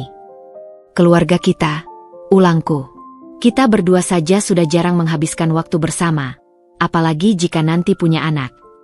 Dia mendekatiku, mencoba memelukku, tapi aku melangkah mundur. Dinda, tolong, katakan padaku apa yang salah. Aku akan perbaiki. Aku janji. Janji, gumamku, memandangnya dalam-dalam. Kata yang kuat sekali, ya? Tapi kata itu hanya bermakna jika diucapkan oleh orang yang menepatinya. Wajahnya pucat. Apa maksudmu? Aku selalu menepati janjiku padamu. Benarkah? Tanyaku lagi, kali ini dengan sedikit lebih tegas. Bagaimana dengan janji pernikahan kita? Untuk setia dalam suka dan duka? Untuk saling jujur dan terbuka? Aku tidak melanggar janji itu, bantahnya. Tapi matanya tidak bisa menatapku langsung. Aku menghela napas, berpura-pura lelah. Mungkin aku yang terlalu banyak baca cerita sedih akhir-akhir ini. Atau mungkin, tatapku tajam, ada alasan mengapa kamu begitu defensif setiap kali topik ini dibicarakan. Dia terdiam, mulutnya terbuka sedikit seperti ingin berkata sesuatu, tapi tidak ada suara yang keluar. Aku bisa melihat pertarungan dalam dirinya, keinginan untuk berbicara, untuk mungkin mengaku sebagian, tapi ketakutan akan konsekuensinya terlalu besar. Aku tidak defensif, akhirnya dia berkata, tapi suaranya lemah. Aku hanya lelah. Lelah dengan pekerjaan, lelah dengan semua ini. Semua ini? Tanyaku. Maksudmu pernikahan kita? Bukan begitu, potongnya cepat. Maksudku, tekanan kerja, ditambah dengan ketegangan antara kita akhir-akhir ini. Aku merasa seperti berjalan di atas kulit telur. Aku mendekatinya, meletakkan tangan di lengannya. Kamu tahu, Mas, dalam pernikahan, seharusnya kita tidak perlu berjalan di atas kulit telur. Seharusnya kita bisa menjadi diri sendiri, tanpa takut dihakimi. Tapi itu hanya bisa terjadi jika ada kepercayaan. Dan kepercayaan hanya bisa tumbuh dari kejujuran. Dia menatap tanganku yang menyentuhnya, lalu menatap mataku. Untuk sesaat, kulihat ada air mata di pelupuk matanya. Dinda, aku. Tapi kemudian dia menghentikan dirinya sendiri. Dia menghela napas panjang dan melepaskan sentuhanku. Aku pikir kita berdua butuh istirahat. Aku akan tidur di kamar tamu lagi malam ini. Seperti yang kamu mau, Mas, jawabku lembut. Setelah dia pergi, aku berdiri lama di ruang keluarga yang sunyi. Percakapan tadi meninggalkan rasa pahit. Dia hampir mengaku, aku bisa merasakannya. Tapi ketakutannya lebih besar. Atau mungkin, dia sudah terlalu dalam kebohongannya sehingga tidak tahu bagaimana cara keluar.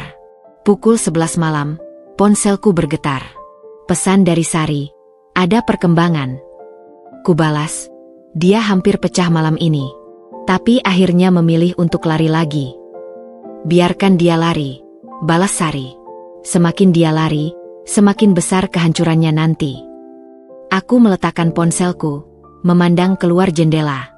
Kota di luar tampak tenang, damai, sangat kontras dengan kekacauan dalam diriku. Tapi anehnya, malam ini aku merasa lebih tenang dari sebelumnya. Karena sekarang aku tahu, dia menderita. Dia terbakar oleh rasa bersalah dan ketakutannya sendiri.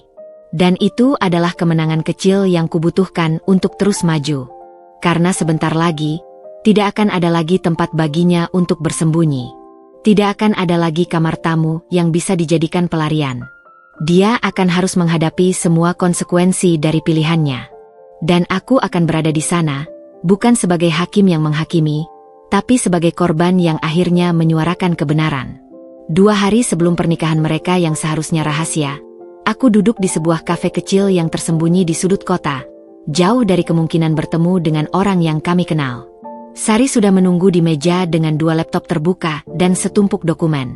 Jonathan datang tepat waktu, membawa sebuah map coklat tebal yang ku tahu berisi senjata-senjata yang akan kugunakan untuk menghancurkan dunia palsu yang dibangun Bagas. Semuanya sudah siap? Tanyaku langsung, tanpa basa-basi lagi. Jonathan mengangguk sambil membuka mapnya. Lebih dari siap, Ibu Dinda. Dia mengeluarkan beberapa foto berkualitas tinggi. Ini foto-foto terbaru dari sesi prewedding mereka 3 hari yang lalu di studio mewah. Mereka bertingkah seperti pasangan yang akan segera menikah tanpa beban. Aku memandangi foto Bagas dan Lina yang berpose mesra dengan latar belakang klasik. Bagas tersenyum lebar. Senyuman yang tidak pernah kulihat lagi di rumah selama berminggu-minggu. Ada sesuatu yang patah dalam diriku melihat kebahagiaan palsu itu. Tapi cepat-cepat kusuruh pergi. Laporan keuangan lengkap. Lanjut Jonathan sambil mengeluarkan setumpuk dokumen. Dalam 3 bulan terakhir, suami Anda telah mengeluarkan lebih dari 350 juta untuk persiapan pernikahan ini.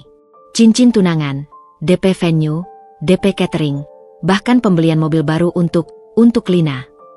Sari mengambil dokumen itu, matanya berbinas. Ini sempurna. Dengan bukti ini, kita tidak hanya bisa membuktikan perselingkuhan, tapi juga penyalahgunaan harta bersama. Apalagi, tanyaku, ingin mengetahui semua yang perlu ku ketahui. Rekaman suara, kata Jonathan sambil mengeluarkan flash disk. Mereka berdua sedang membahas detail pernikahan. Di satu bagian, Lina bertanya apakah dia tidak khawatir Anda akan tahu. Dan suami Anda menjawab. Jonathan berhenti sejenak, memandangku dengan hati-hati. Dinda? Dia terlalu sibuk dengan dunianya sendiri. Dia tidak akan pernah tahu. Nafasku tersendat. Begitukah dia memandangku? Sebagai istri yang terlalu naif untuk menyadari pengkhianatannya? Mainkan, pintaku, suara bergetar. Jonathan memasang earphone dan menyodorkannya padaku. Aku mendengar suara Bagas yang jelas, tertawa ringan. Tenang saja, sayang. Dinda tidak akan pernah curiga. Dia percaya padaku sepenuhnya. Lina, tapi aku tidak mau jadi wanita simpanan selamanya, Bagas. Aku ingin status yang sah. Bagas, kamu akan dapat status yang sah. Setelah kita menikah, aku akan cerai dengannya. Percayalah padaku. Aku melepas earphone, tangan gemetar. Mendengar pengakuan langsung dari mulutnya sendiri, ternyata jauh lebih menyakitkan daripada melihat foto atau bukti tertulis. Saya mengerti ini menyakitkan, Ibu Dinda, ucap Jonathan dengan simpati. Tapi ini adalah bukti terkuat yang kita miliki. Sari meraih tanganku. Dengarkan aku, Din. Besok adalah hari terakhir kamu harus menjalani sandiwara ini. Setelah itu, kamu bebas. Aku mengangguk, mengumpulkan kembali kekuatanku. Apa rencana detail untuk hari H? Sari membuka laptopnya, menunjukkan timeline yang sudah disusun rapi. Pernikahan dimulai pukul 10 pagi. Kita akan tiba pukul 10.15, tepat saat prosesi pertukaran cincin berlangsung. Aku sudah pastikan orang tua Bagas akan duduk di barisan paling depan. Bagaimana dengan koleganya? Tanyaku. Jonathan sudah memetakan tamu undangan. Lebih dari separuh adalah rekan bisnis dan atasan Bagas. Mereka semua akan hadir, jawab Sari dengan senyum tipis. Kita juga sudah mengatur agar beberapa media online, kebetulan, meliput acara ini. Tentu saja, tanpa mereka tahu drama apa yang akan terjadi. Jonathan menambahkan, saya akan berada di lokasi sebagai tamu. Saya akan rekam seluruh kejadian dari sudut yang berbeda, untuk berjaga-jaga jika kita butuh bukti lebih lanjut. Dan bagaimana cara kita masuk? Aku yakin namaku tidak ada dalam daftar tamu, tanyaku. Sari tersenyum licik. Kita tidak perlu masuk sebagai tamu undangan. Kita akan masuk sebagai pihak yang berkepentingan. Aku sudah hubungi manajer Grand Melati dan memberitahu bahwa akan ada gangguan kecil selama acara. Mereka sudah siaga. Aku memandangi kedua sekutuku ini, seorang pengacara muda yang cerdik dan seorang detektif yang efisien. Bersama mereka, aku merasa seperti memiliki pasukan sendiri. Ada satu hal lagi, kata Jonathan sambil mengeluarkan amplop kecil. Undangan asli. Aku dapatkan dari salah satu staf hotel yang membantu persiapan acara. Dengan tangan gemetar, kuambil amplop itu. Desainnya lebih mewah dari yang kulihat sebelumnya, dengan huruf timbul yang berkilauan. Membukanya, kulihat foto Bagas dan Lina tersenyum bahagia. Mereka benar-benar tidak menyisakan rasa malu sedikitpun, gumamku. Kebanggaan mereka akan menjadi kehancuran mereka, tegas Sari. Sekarang, kita perlu membahas apa yang akan kau katakan besok. Aku menarik napas dalam-dalam. Aku sudah mempersiapkannya. Aku akan bicara singkat, jelas, dan penuh martabat. Tidak ada teriakan, tidak ada air mata. Hanya fakta. Tepat, puji Sari. Kita ingin mereka yang melihatmu sebagai korban yang elegan, bukan istri yang mengamuk. Kami menghabiskan 2 jam berikutnya menyusun setiap detail. Kata-kata yang akan kugunakan, urutan bukti yang akan kuserahkan, bahkan ekspresi wajah yang harus kutampilkan. Semuanya diatur dengan presisi. Saat pertemuan berakhir, Jonathan berdiri. Ibu Dinda, izinkan saya mengatakan sesuatu. Dalam pekerjaan saya sering melihat orang dihadapkan pada pengkhianatan. Tapi sedikit yang memiliki kekuatan seperti Anda. Anda akan melewati ini dengan baik. Terima kasih, Jonathan. Untuk semuanya, jawabku tulus. Setelah Jonathan pergi, Sari dan aku tetap duduk sebentar. Bagaimana perasaanmu, Din? Tanyanya lembut. Aneh, jawabku jujur. Seperti akan menghadapi ujian besar yang sudah kupersiapkan berbulan-bulan, tapi juga seperti akan menghadiri pemakaman pernikahanku sendiri. Dalam banyak hal, memang begitu, ucap Sari. Tapi ingat, yang akan dimakamkan adalah kebohongan, bukan cintamu yang sejati. Cinta sejati tidak akan pernah membutuhkan kebohongan.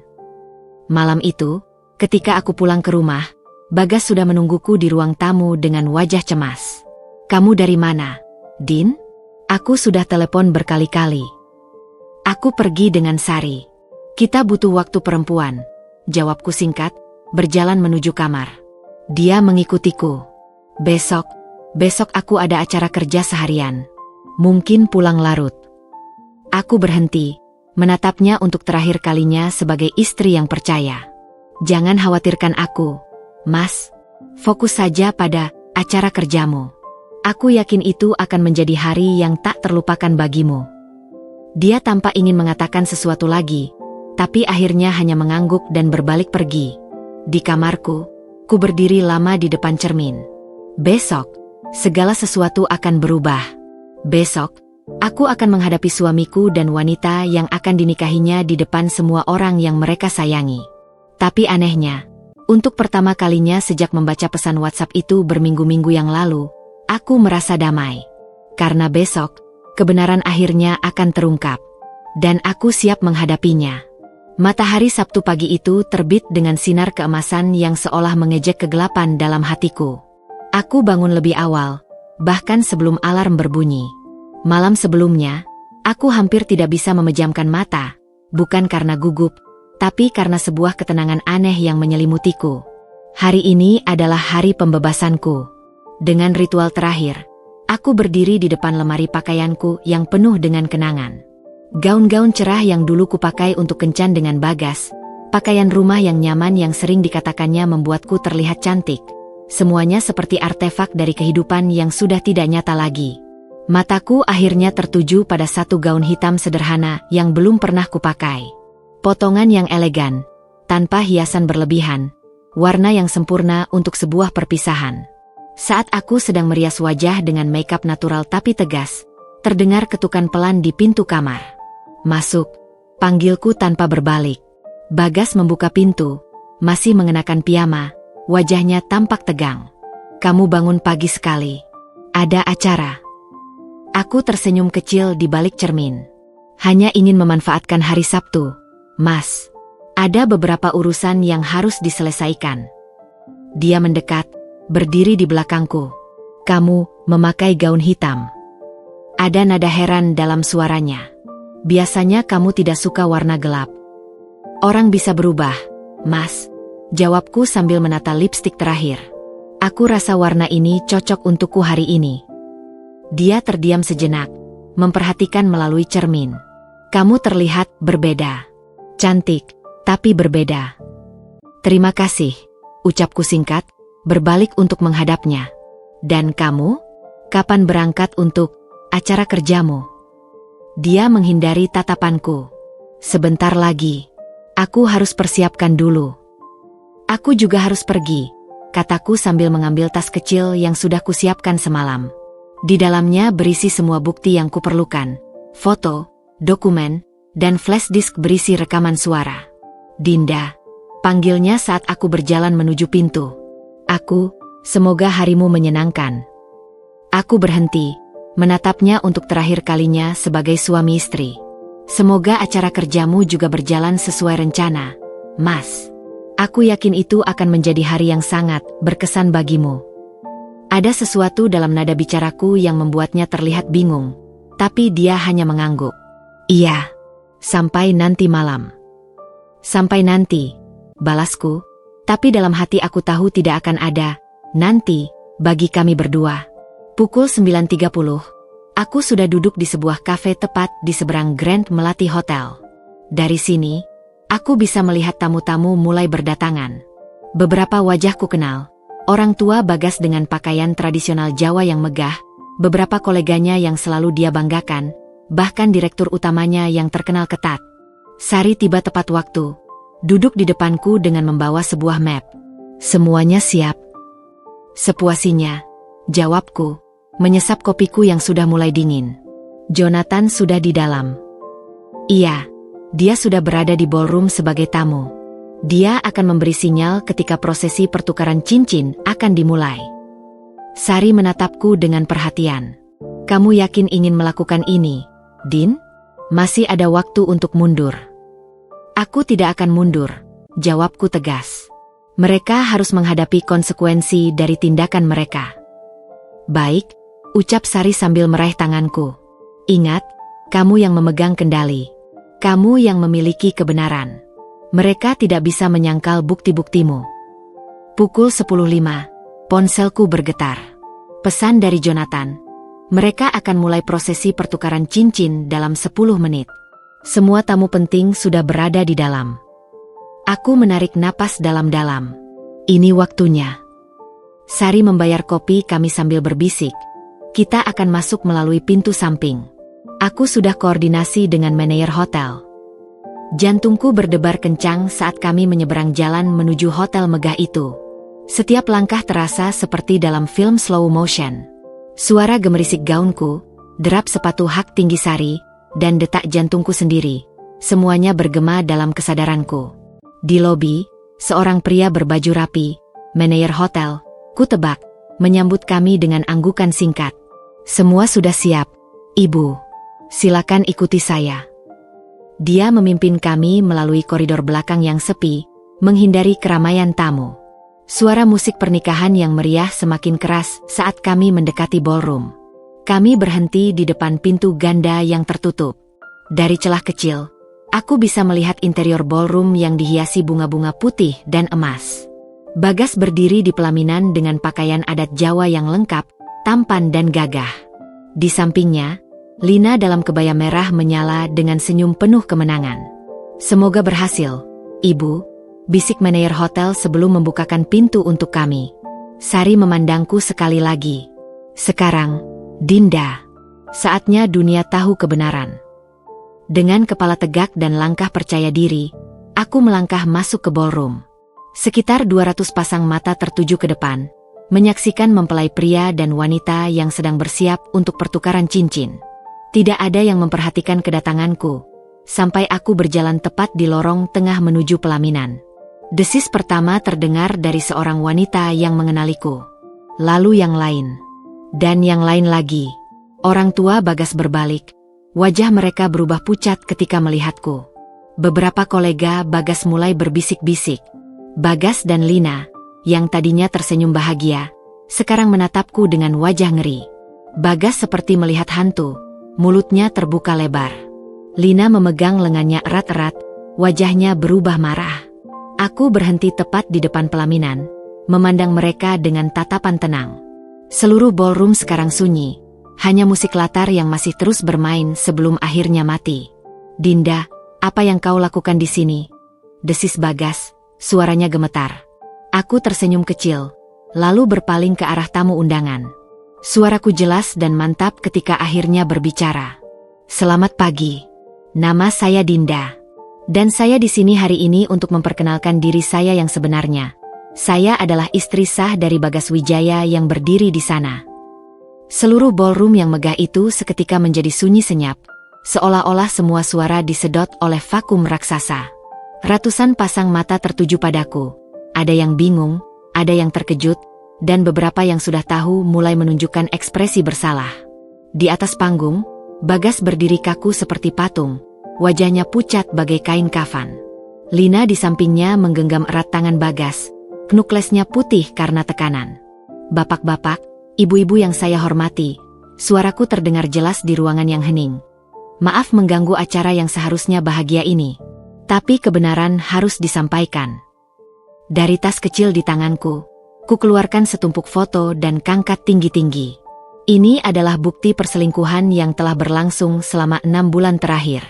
Suami saya, Bagas Wijaya, yang seharusnya setia kepada saya sebagai istri sahnya, ternyata menjalani kehidupan ganda.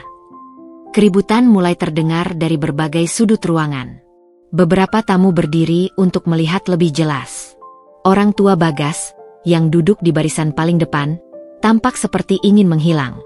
Ibunya menutup wajah dengan kedua tangan, sementara ayahnya menatap Bagas dengan mata berapi-api. Dinda, hentikan ini, teriak Bagas, tapi suaranya tertelan oleh gemuruh suara tamu yang mulai gaduh. Aku melanjutkan dengan suara yang lebih lantang, mereka berencana menikah hari ini, sementara pernikahan kami yang sah masih berlangsung. Bahkan, kuambil undangan pernikahan dari tas. Mereka dengan beraninya mencetak undangan dengan nama asli Bagas, seolah-olah saya tidak pernah ada. Sekarang kekacauan benar-benar terjadi. Beberapa tamu mulai berjalan keluar. Ada yang mengeluarkan ponsel untuk merekam. Seorang wanita tua di dekatku berbisik, "Astaga, tidak bisa dipercaya." Lina akhirnya menemukan suaranya. Dia berbohong. Bagas sudah bercerai dengannya. Aku tersenyum getir. Bercerai? Mas Bagas, tatapku langsung ke matanya. Bisakah kau tunjukkan surat cerai pada hadirin di sini? Atau mungkin kau lupa bahwa kita masih tinggal serumah? Bahkan tadi pagi kita sarapan bersama. Bagas tidak bisa berkata-kata. Mulutnya terbuka tutup seperti ikan di darat. Keringat mengucur deras di pelipisnya. Dia bohong, teriak Lina lagi, tapi kali ini suaranya pecah dan tidak meyakinkan. Dinda, tolong. Bagas akhirnya berbicara dengan suara lemah. Aku akan jelaskan semuanya. Tapi tidak di sini. Oh, justru disinilah tempat yang tepat, sahutku tegas. Karena disinilah kau berencana mengucapkan sumpah palsumu untuk kedua kalinya. Sari, yang berdiri di sampingku, sekarang maju ke depan. Saya Sari, pengacara dan sahabat Ibu Dinda. Semua bukti yang disampaikan adalah sah dan dapat dipertanggungjawabkan di pengadilan. Dia mengeluarkan dokumen dari tasku. Ini adalah bukti transaksi finansial di mana Mas Bagas menggunakan harta bersama untuk membiayai perselingkuhan ini. Cincin tunangan seharga 85 juta, DP venue 50 juta, bahkan mobil baru untuk Mbak Lina. Tamu undangan yang hadir semakin ribut. Beberapa kolega Bagas mulai meninggalkan tempat duduk mereka dengan wajah muak. Ayah, Ibu, panggil Bagas pada orang tuanya yang duduk dengan wajah hancur. Tolong. Tapi ayah Bagas justru berdiri, wajahnya merah padam. Diam kau. Memalukan. Ibu Bagas menangis terseduh-seduh. Bagas, bagaimana bisa kau melakukan ini pada Dinda? Pada kami. Lina tiba-tiba berteriak, tapi dia janji sudah cerai. Dia bilang pernikahannya sudah berakhir. Sekarang semua mata tertuju pada Bagas yang terjepit. Aku memandangnya, dan untuk pertama kalinya, kulihat rasa malu dan penyesalan yang dalam di matanya. Mas Bagas, ucapku dengan suara yang tiba-tiba lembut, kau ingat 5 tahun yang lalu, di hari pernikahan kita? Kau berjanji untuk mencintaiku dalam suka dan duka. Tapi ternyata, janji itu tidak sebanding dengan nafsumu sendiri. Dia menunduk, tidak sanggup menatapku atau siapapun. Seluruh tubuhnya gemetar. Kemudian aku berpaling ke Lina. Dan kamu, Lina, kau pikir kau memenangkan hati seorang pria yang sudah berkeluarga? Kau hanya menjadi bagian dari kebohongannya. Karena jika dia bisa membohongi istrinya yang sudah 5 tahun mendampinginya, apa yang membuatmu berpikir dia tidak akan membohongimu suatu hari nanti? Lina menangis sekarang, make-upnya luntur membentuk garis-garis hitam di pipinya. Aku tidak tahu, dia bilang sudah cerai. Tamu-tamu mulai berhamburan keluar. Acara yang semula penuh sukacita sekarang berubah menjadi tontonan memalukan. Beberapa staf hotel berusaha menenangkan situasi, tapi sia-sia. Aku mengambil beberapa langkah mendekati panggung, berbicara hanya kepada Bagas dan Lina. Selamat atas pesta pernikahan kalian. Semoga kebahagiaan yang kalian dapatkan hari ini sebanding dengan penderitaan yang kalian timbulkan. Dengan kepala masih tegak, aku berbalik dan berjalan keluar dari ballroom. Sari mengikutiku dari belakang. Tidak ada yang menghentikan kami. Tidak ada yang berkata apapun. Hanya sunyi yang berbicara lebih keras dari teriakan manapun. Di luar, Jonathan sudah menungguku dengan mobilnya. Semuanya terekam dengan jelas. Ibu Dinda, Anda melakukannya dengan sempurna. Aku masuk ke dalam mobil, dan baru ketika pintu tertutup, air mata akhirnya mengalir. Bukan air mata sakit, tapi air mata kelegaan. Akhirnya, kebenaran terungkap. Akhirnya, aku bebas. Sari memelukku erat. Sudah selesai, Din. Sekarang kamu bisa mulai hidup baru. Dari jendela mobil, kulihat tamu-tamu berhamburan keluar dari hotel dengan wajah-wajah terkejut. Kulihat orang tua Bagas dibantu keluar oleh keluarga mereka. Dan terakhir, kulihat Bagas sendiri berdiri di pintu hotel. Wajahnya hancur, memandangiku dengan penyesalan yang dalam. Tapi sudah terlambat. Bagasku sudah mati, dan Dinda yang baru sudah lahir. Setelah kata-kata pembukaku mengguncang ballroom, suasana berubah dari kebingungan menjadi kekacauan total. Tamu-tamu yang tadinya duduk rapi sekarang berdiri, berdesakan, saling bertanya dengan suara yang semakin meninggi. Tapi aku tetap tenang, seperti berada di tengah mata badai. Bapak-bapak, ibu-ibu, suaraku kembali memotong keributan. Saya mengerti ini mengejutkan. Tapi lebih baik mengetahui kebenaran yang pahit daripada terus hidup dalam kebohongan. Dari tas kecilku, ku keluarkan amplop berisi foto-foto yang telah dikumpulkan Jonathan selama berminggu-minggu. Dengan langkah pasti, aku berjalan menuju meja orang tua Bagas yang duduk terpaku di barisan paling depan. Ibu, Pak, ucapku lembut pada mertuaku yang wajahnya pucat pasi. Maafkan saya harus menyampaikan kebenaran ini di depan umum. Tapi anak bapak dan ibu telah mengkhianati tidak hanya saya, tetapi juga nilai-nilai yang telah bapak dan ibu ajarkan padanya. Dengan tangan gemetar, ibu mertuaku menerima amplop itu. Saat dia membukanya dan melihat foto-foto Bagas dan Lina yang mesra, dia menjerit kecil sebelum menutup wajah dengan tangan. Ayo, ibu tenang, cubit ayah mertuaku, tapi matanya sendiri sudah berkaca-kaca melihat isi amplop tersebut. Bagas, bagaimana bisa? Bohong. Itu semua bohong, teriak Lina dari atas panggung, tapi suaranya tertelan oleh gemuruh suara tamu yang semakin gaduh. Aku berpaling ke arahnya. Bohong, Lina, kataku dengan suara yang tetap terkendali. Mari kita lihat bukti lainnya. Sari, yang berdiri di sampingku, mengeluarkan dokumen dari tas kerjanya. Ini adalah laporan keuangan yang menunjukkan pengeluaran Mas Bagas untuk persiapan pernikahan ini, termasuk cincin berlian seharga 85 juta yang dibeli dengan kartu kredit bersama mereka. Beberapa tamu yang duduk di dekat kami mulai bersiul sinis. Seorang pria parubaya, ku kenal dia sebagai direktur utama perusahaan Bagas, berdiri dengan wajah muak. Bagas, apa arti semua ini? Bentaknya ke arah panggung. Bagas tidak bisa menjawab. Dia berdiri seperti patung, wajahnya tertutup rasa malu dan keputusasaan. Tangannya memegang erat pinggang Lina yang sekarang mulai menangis histeris. Tidak mungkin, bisik Lina, tapi tidak ada yang mendengarkannya lagi. Aku melanjutkan, sekarang berbicara kepada semua tamu yang hadir. Mereka berencana menikah hari ini, sementara pernikahan kami yang sah masih berlangsung. Bahkan, kuambil undangan pernikahan dari tas. Mereka dengan beraninya mencetak undangan dengan nama asli Bagas, seolah-olah pernikahan kami selama 5 tahun tidak berarti apa-apa.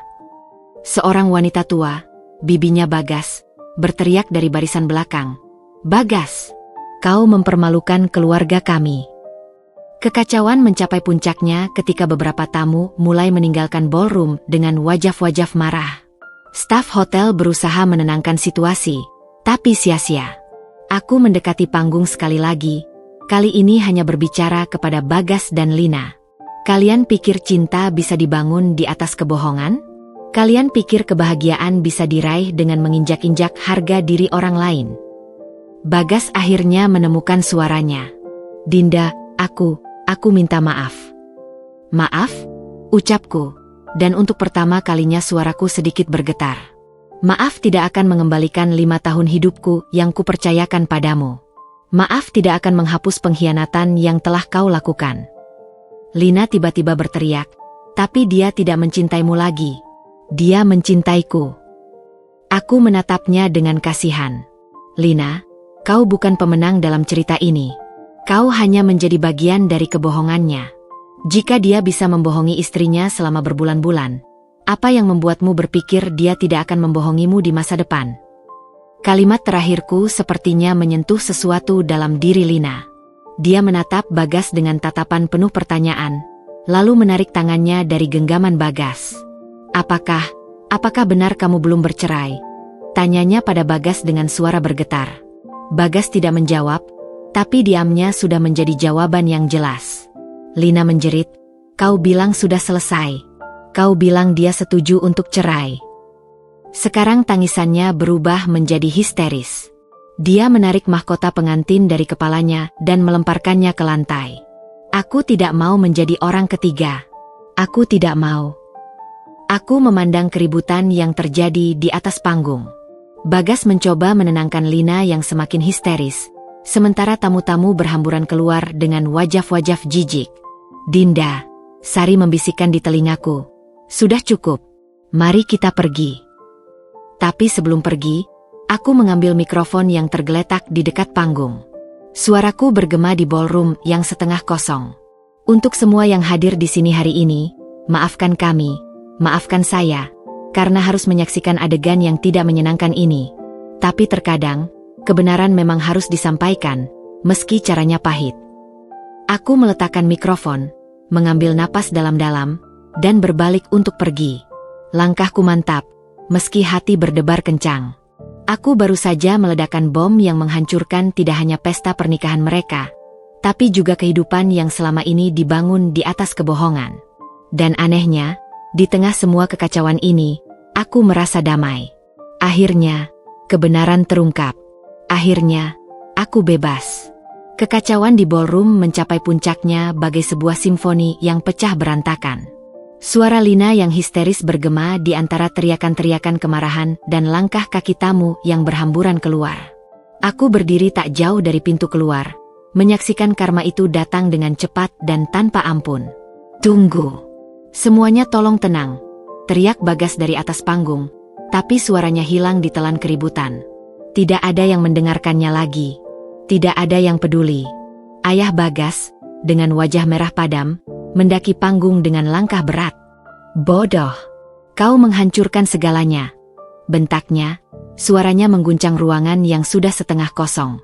"Bapak, saya bisa jelaskan." Bagas mencoba membela diri. "Diam!" ayahnya memotong, mengacungkan jari telunjuk yang gemetar. "Kau pikir ini hanya tentang perselingkuhan?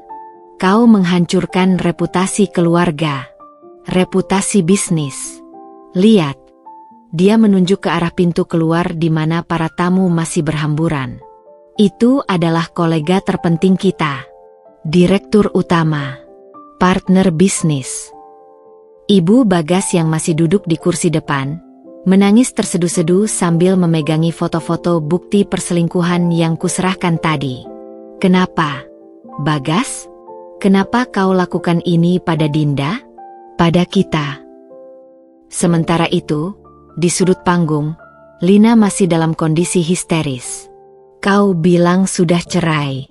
Kau bilang dia setuju," teriaknya sambil memukuli dada Bagas dengan kedua tinjunya. Make-upnya yang sempurna sekarang luntur membentuk aliran hitam di pipinya, membingkai wajah yang dipenuhi rasa malu dan kemarahan. Salah satu paman Bagas mendekatiku dengan wajah penuh penyesalan. "Dinda, anakku, maafkan kami. Kami tidak tahu." "Aku tahu, Pak D. Ini bukan kesalahan keluarga," jawabku lembut. "Tapi Bagas harus bertanggung jawab atas pilihannya." Tiba-tiba, seorang pria berkemeja biru, Pak Handoko, direktur utama perusahaan tempat Bagas bekerja, mendekati kami dengan wajah seperti baru menelan pil pahit. "Ibu Dinda," ucapnya dengan suara berat. "Atas nama perusahaan, saya menyampaikan permintaan maaf yang sebesar-besarnya. Perilaku Bagas tidak mencerminkan nilai-nilai perusahaan kami." "Terima kasih, Pak Handoko. Tapi ini urusan pribadi." "Tidak," potongnya tegas. "Ini juga urusan perusahaan. Bagas adalah direktur yang memegang proyek besar. Klien-klien kami mengharapkan integritas dari setiap karyawan, apalagi level direktur." Dari balik bahunya, kulihat Bagas mendengar percakapan kami. Wajahnya yang sudah pucat menjadi semakin tak berdarah. "Besok pagi akan ada rapat direksi darurat," lanjut Pak Handoko. "Saya sarankan Ibu segera menghubungi pengacara untuk proses perceraian.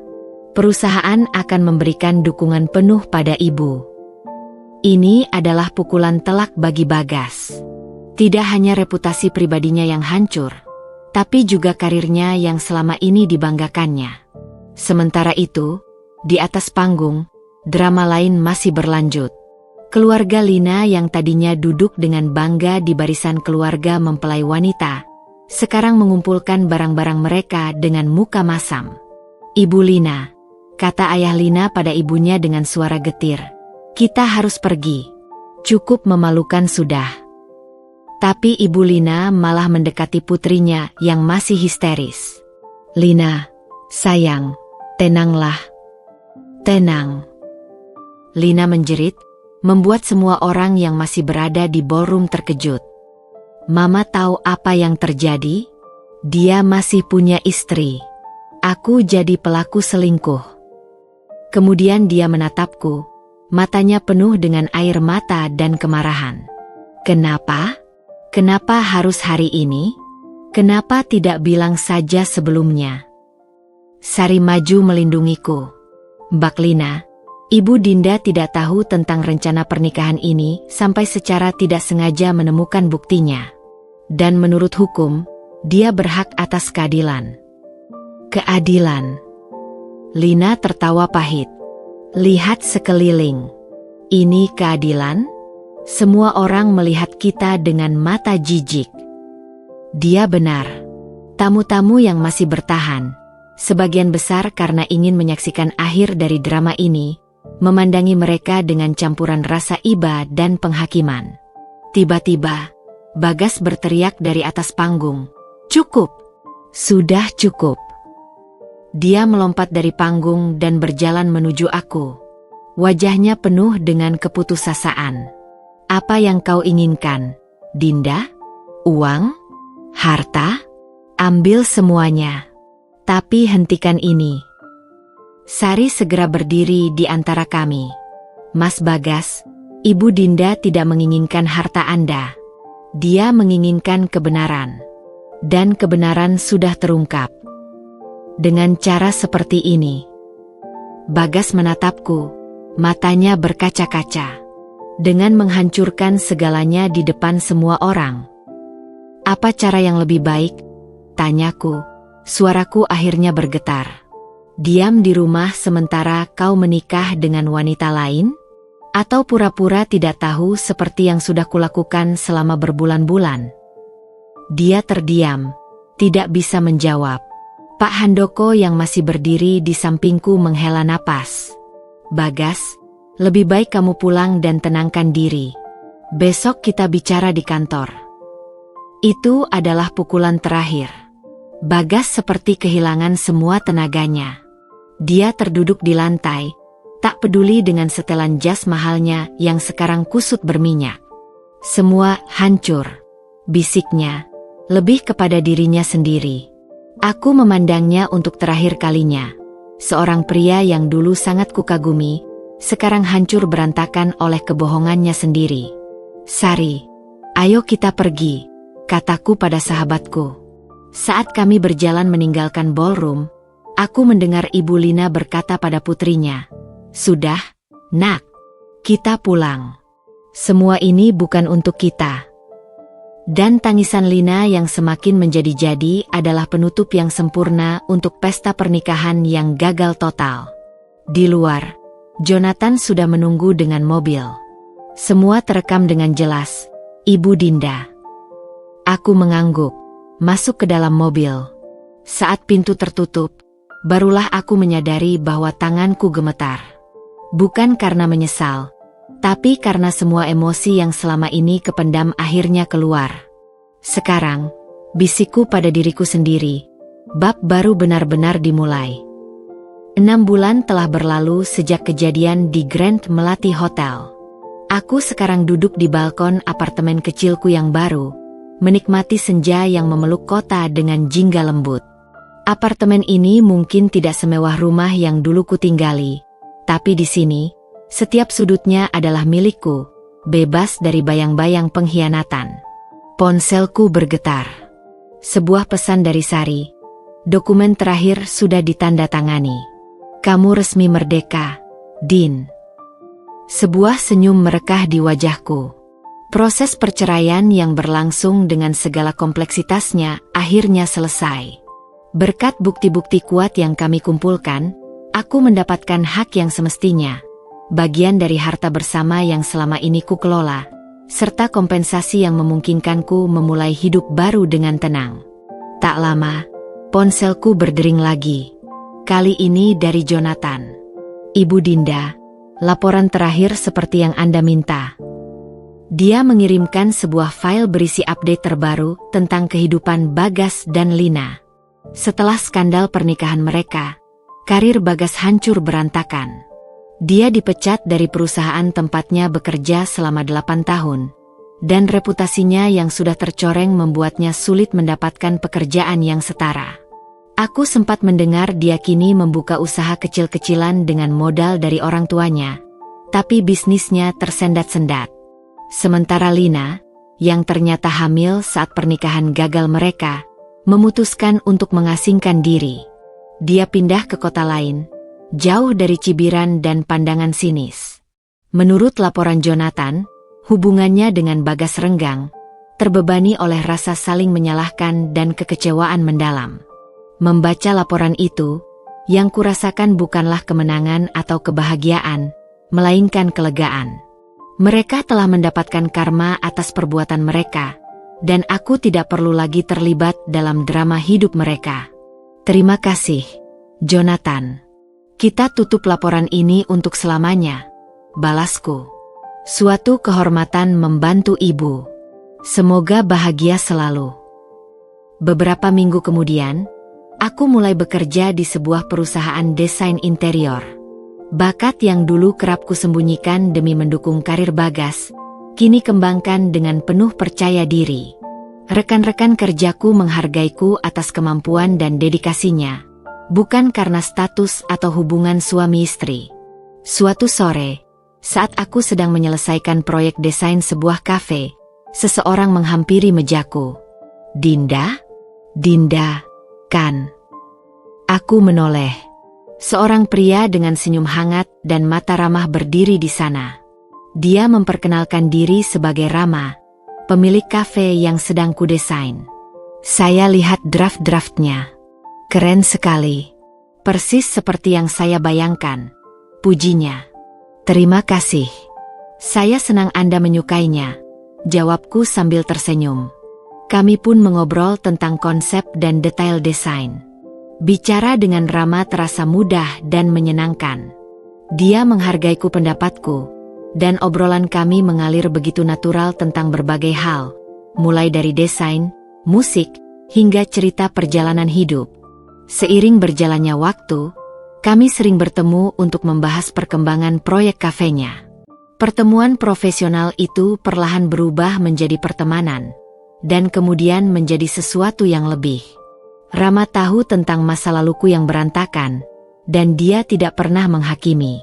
Sebaliknya, dia menghargaiku karena telah berani membongkar kebohongan dan memilih untuk jujur pada diri sendiri. Kamu kuat, Dinda. Banyak orang yang memilih untuk diam dan terpuruk dalam kebohongan, katanya suatu malam saat kami makan malam bersama. Aku belajar bahwa harga diri dan kebenaran adalah hal yang tidak bisa ditawar, jawabku. Hubungan kami tumbuh perlahan, penuh dengan kehati-hatian dan saling pengertian. Berbeda dengan hubunganku dengan Bagas yang penuh dengan sandiwara, dengan Rama, segalanya tulus dan jernih. Kami membangun ikatan dari rasa saling percaya dan menghargai, bukan dari ilusi dan kepura-puraan.